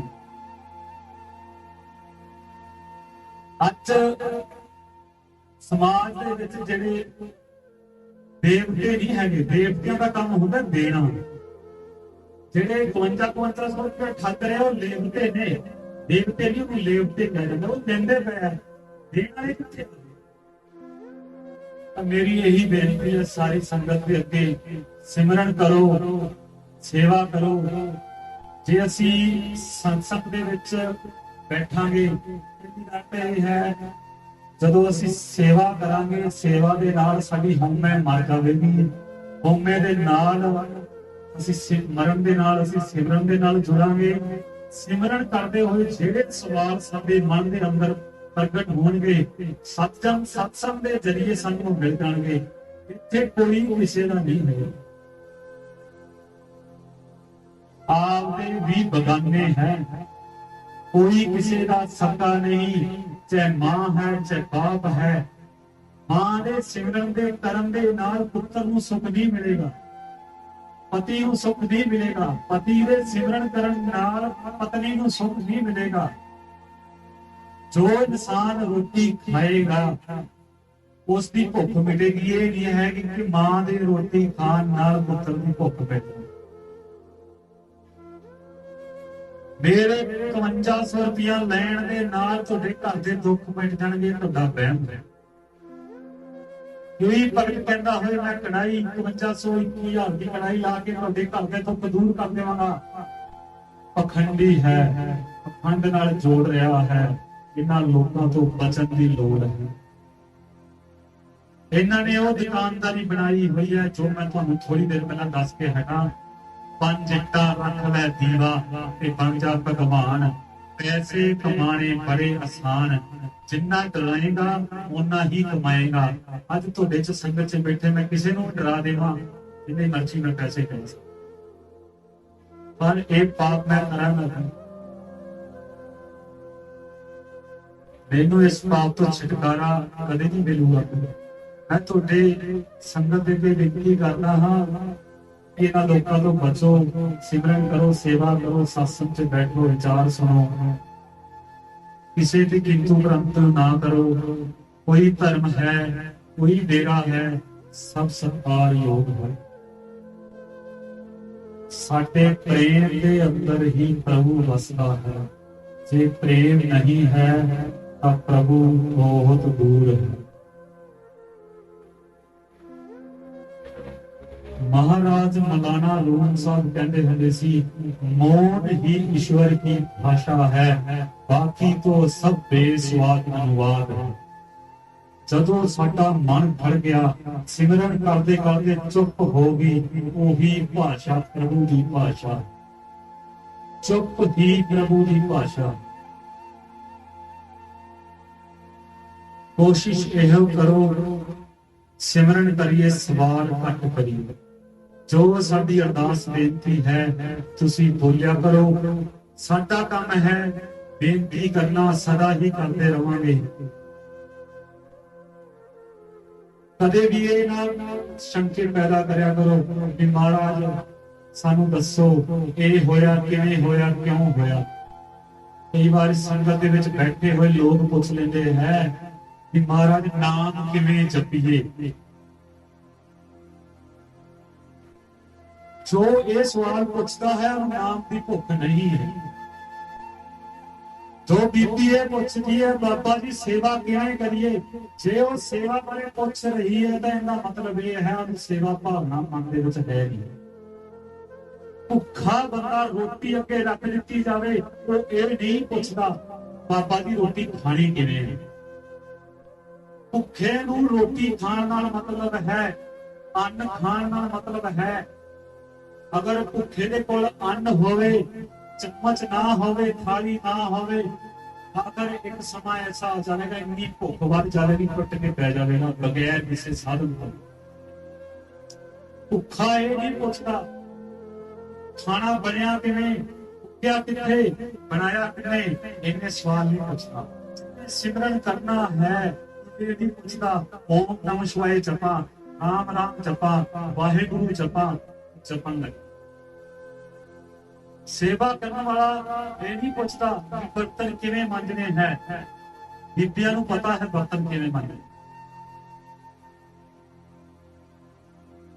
सब की यही बेनती है, सवाल घट सिमरन वध सेवा वध करया करो। जो बेनती है जदों तुहानूं मैं कहना जाओ भाई कदी अरदास हो जाएगी तो सत वचन कहा करो।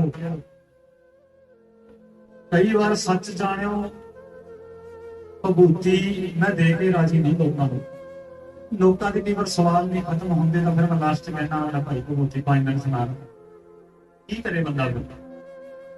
क्योंकि जे मेरे वचना ते तुहानूं यकीन नहीं है धाग्या ते कविता ते जो यकीन है तो कोई फायदा नहीं दरबार के। सच नाल जुड़ो, झूठ नाल ना जुड़ो। ये मेरी बेनती है। सेवा तुहाडी सदा ही मैं करदा रहा वा। तुहाडे चरनां दी धूड़ हां मैं। तुसी मेरे गुरु हो। तुहाडे तो सिੱਖਣ ਨੂੰ ही ये गल्लां मिलियां ने जो मैं तुहानूं दस रहा हाँ।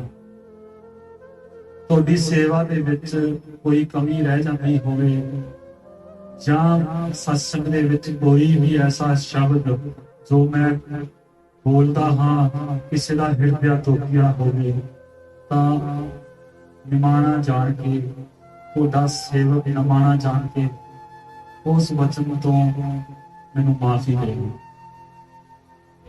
थोड़ी देर सिमरन ते मेरे नाल तुसीं जुड़ो। साहिब निरंकार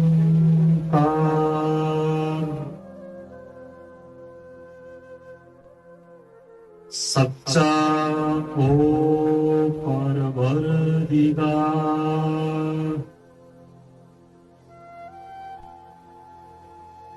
साहिब निरंकार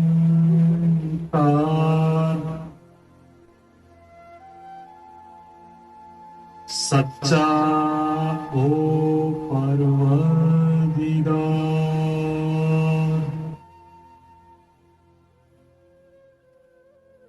साहिब निरंकार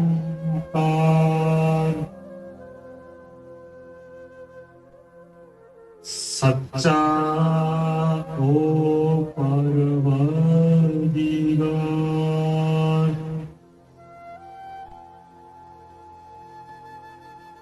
साहिब निरंकार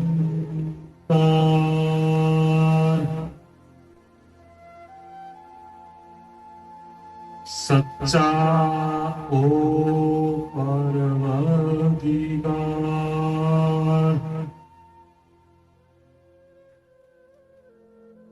साहिब निरंकार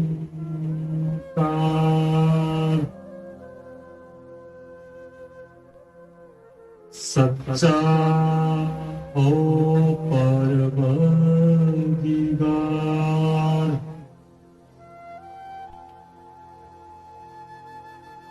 ਸਾਹਿਬ ਨਿਰੰਕਾਰ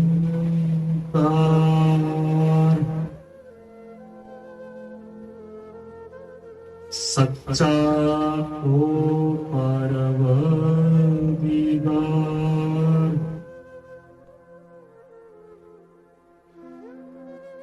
ਸਾਹਿਬ ਨਿਰੰਕਾਰ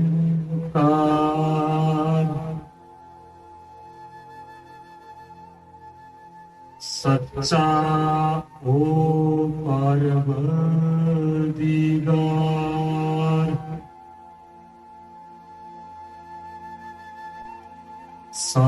ਸਾਹਿਬ ਨਿਰੰਕਾਰ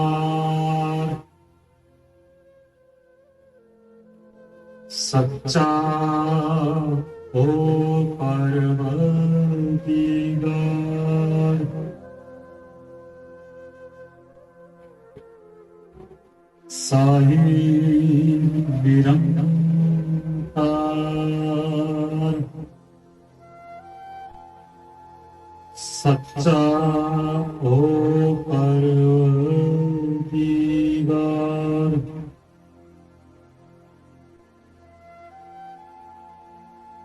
ਸਾਹਿਬ ਨਿਰੰਕਾਰ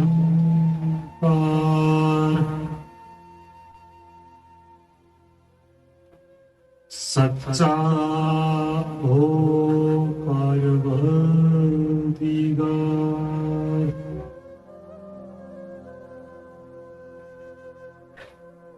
ਬਾਕੀ ਸਭ ਝੂਠੇ ਸੱਚਾ ਓ ਪਰਵਰਦੀਗਾਰ ਜਿੰਨੇ ਆਕਾਰ ਦੇ ਵਿੱਚ ਬੈਠੇ ਹੈ ਸਭ ਨਾਸਵਾਨ ਹਨ ਸਭ ਜਾਣ ਵਾਲੇ ਹਨ ਕੋਈ ਨਹੀਂ ਰਹਿਣ ਵਾਲਾ ਰਹੇਗਾ ਤਾਂ ਸੱਚਾ ਪਰਵਰਦੀਗਾਰ ਜਿਸਦਾ ਕੋਈ ਆਕਾਰ ਨਹੀਂ ਉਹ ਸਦਾ ਹੀ ਰਹੇ ਜੋ ਆਕਾਰ ਵਿੱਚ ਨਹੀਂ ਆਉਂਦਾ ਉਹੀ ਸੱਚਾ ਪਰਵਰਦੀਗਾਰ ਹੈ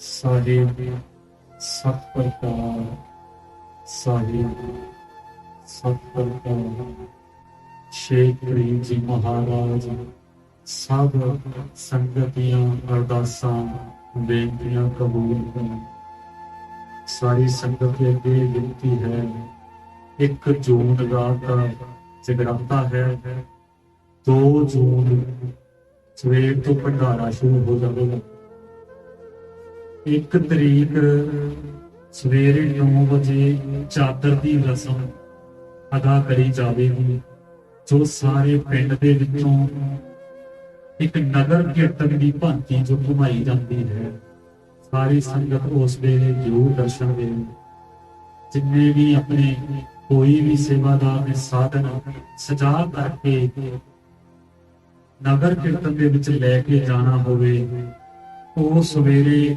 9 ਵਜੇ ਤੱਕ ਦਰਬਾਰ 1 ਜੂਨ ਸਵੇਰੇ 9 ਵਜੇ ਪਹੁੰਚਣ ਦੀ ਕਿਰਪਾਲਤਾ ਕਰੇ ਇਹ ਸਾਰੀ ਸੰਗਤ ਸੇਵਾ ਦੇ ਵਿੱਚ ਇਕਜੁੱਟ ਹੋ ਕੇ ਇਸ ਸਾਲਾਨਾ ਉਰਸ ਨੂੰ ਅਸੀਂ ਬੜੀ ਸ਼ਰਧਾ ਤੇ ਭਾਵਨਾ ਦੇ ਨਾਲ ਮਨਾਉਣਾ ਹੈ ਕੋਈ ਵੀ ਮਨ ਦੇ ਵਿੱਚ ਈਰਖਾ ਇੱਕ ਦੂਜੇ ਪ੍ਰਤੀ ਨਹੀਂ ਰੱਖਣੀ ਕੋਈ ਮੰਨ ਜਾਵੇ ਆਪਣਾ ਭਲਾ ਜੇ ਕੋਈ ਤੁਹਾਡਾ ਵਚਨ ਨਹੀਂ ਮੰਨਦਾ ਸੇਵਾ ਕਰਦੇ ਹੋਏ ਉਸ ਨਾਲ ਗੁੱਸਾ ਹੈ ਸੰਗਤ ਨੂੰ ਮਿਲਣ ਕਰਕੇ ਮੇਰਾ ਇਹਨਾਂ ਧਿਆਨ ਨਹੀਂ ਰਹਿਣਾ ਕਿ ਕਿਹੜਾ ਕੰਮ ਕਿਵੇਂ ਕਰਨਾ ਹੈ ਤੁਸੀਂ ਆਪੋ ਆਪ ਦੇ ਕਾਰਜ ਆਪ ਹੀ ਨਿਭਾਣੇ ਨੇ ਜਿਹੜੇ ਵੀਰ ਨੌਜਵਾਨ ਵੀਰ ਬਾਹਰ ਦੇ ਨਾਮ ਲਿਖਾ ਕੇ ਗਏ ਹੋਏ ਹਨ ਉਹ 3 ਦਿਨ ਸੇਵਾ ਨਿਭਾਣੀ ਹੈ ਉਹਨਾਂ ਨੇ ਬੜੇ ਪ੍ਰੇਮ ਸਦਕਾ ਸੇਵਾ ਨਿਭਾਣੀ ਹੈ ਜੋ ਸਿਆਣੇ ਬਜ਼ੁਰਗ ਹਨ ਇਹਨਾਂ ਬੱਚਿਆਂ ਦੇ ਉੱਪਰ ਨਿਗਰਾਨੀ ਰੱਖਣ ਕੋਈ ਵੀ ਸ਼ਰਾਰਤ ਕਰਦਾ ਹੋਵੇ ਉਸ ਉਹਨਾਂ ਲੋਕਾਂ ਦੀ ਨਿਗਰਾਨੀ ਰੱਖਣੀ ਹੈ ਪਿਆਰ ਨਾਲ ਸਮਝਾਉਣਾ ਹੈ, ਗੁੱਸੇ ਰਾਜੀ ਕਿਸੇ ਨੂੰ ਨਹੀਂ ਹੋਣਾ। ਇਹਨਾਂ ਬਜ਼ੁਰਗਾਂ ਦੇ ਸਦਕੇ, ਭੈਣਾਂ ਦੇ ਸਦਕੇ ਸਾਡੇ ਨੌਜਵਾਨ ਬੱਚੇ ਸੇਵਾ ਕਰਨ ਲੱਗਣ। ਮੇਰੀ ਤੁਹਾਡੇ ਕੀ ਇਹੀ ਬੇਨਤੀ ਹੈ, ਸੇ ਸਾਲਾਨਾ ਉਰਸ ਬੜੀ ਹੀ ਖੁਸ਼ੀ ਦੇ ਨਾਲ ਮਨਾਉਣਾ ਹੈ। ਇਹ ਸੰਤਾਂ ਦਾ ਸਾਲਾਨਾ ਉਰਸ ਸਾਲ 'ਚ ਇੱਕ ਵਾਰ ਹੀ ਆਉਂਦਾ ਹੈ। ਜੋ ਤੁਹਾਡੀਆਂ ਆਸਾਂ ਮੁਰਾਦਾਂ ਹੋਣ, ਉਸ ਦਿਨ ਰਾਤ ਨੂੰ ਸਵੇਰੇ ਤੜਕੇ 4 ਵਜੇ ਵੀਰਵਾਰ ਵਾਲੇ ਦਿਨ ਇਸ਼ਨਾਨ ਕਰਾਇਆ ਜਾਏਗਾ ਸਮਾਧੀ ਦਾ। ਜੋ ਤੁਹਾਡੀਆਂ ਅਰਦਾਸਾਂ ਹੋਣ, ਖੁੱਲੇ ਭੰਡਾਰ ਹੋਣਗੇ। ਜੋ ਮੰਗਣਾ ਹੋਇਆ ਮੰਗ ਲੈਣਾ, ਜੋ ਲੈ ਗਿਆ ਸੋ ਲੈ ਗਿਆ, ਜੋ ਲੈ ਗਿਆ ਸੋ ਰਹਿ। ਸਾਹਿਬ ਸੰਤ ਬੱਚਾ ਹੋਇਆ।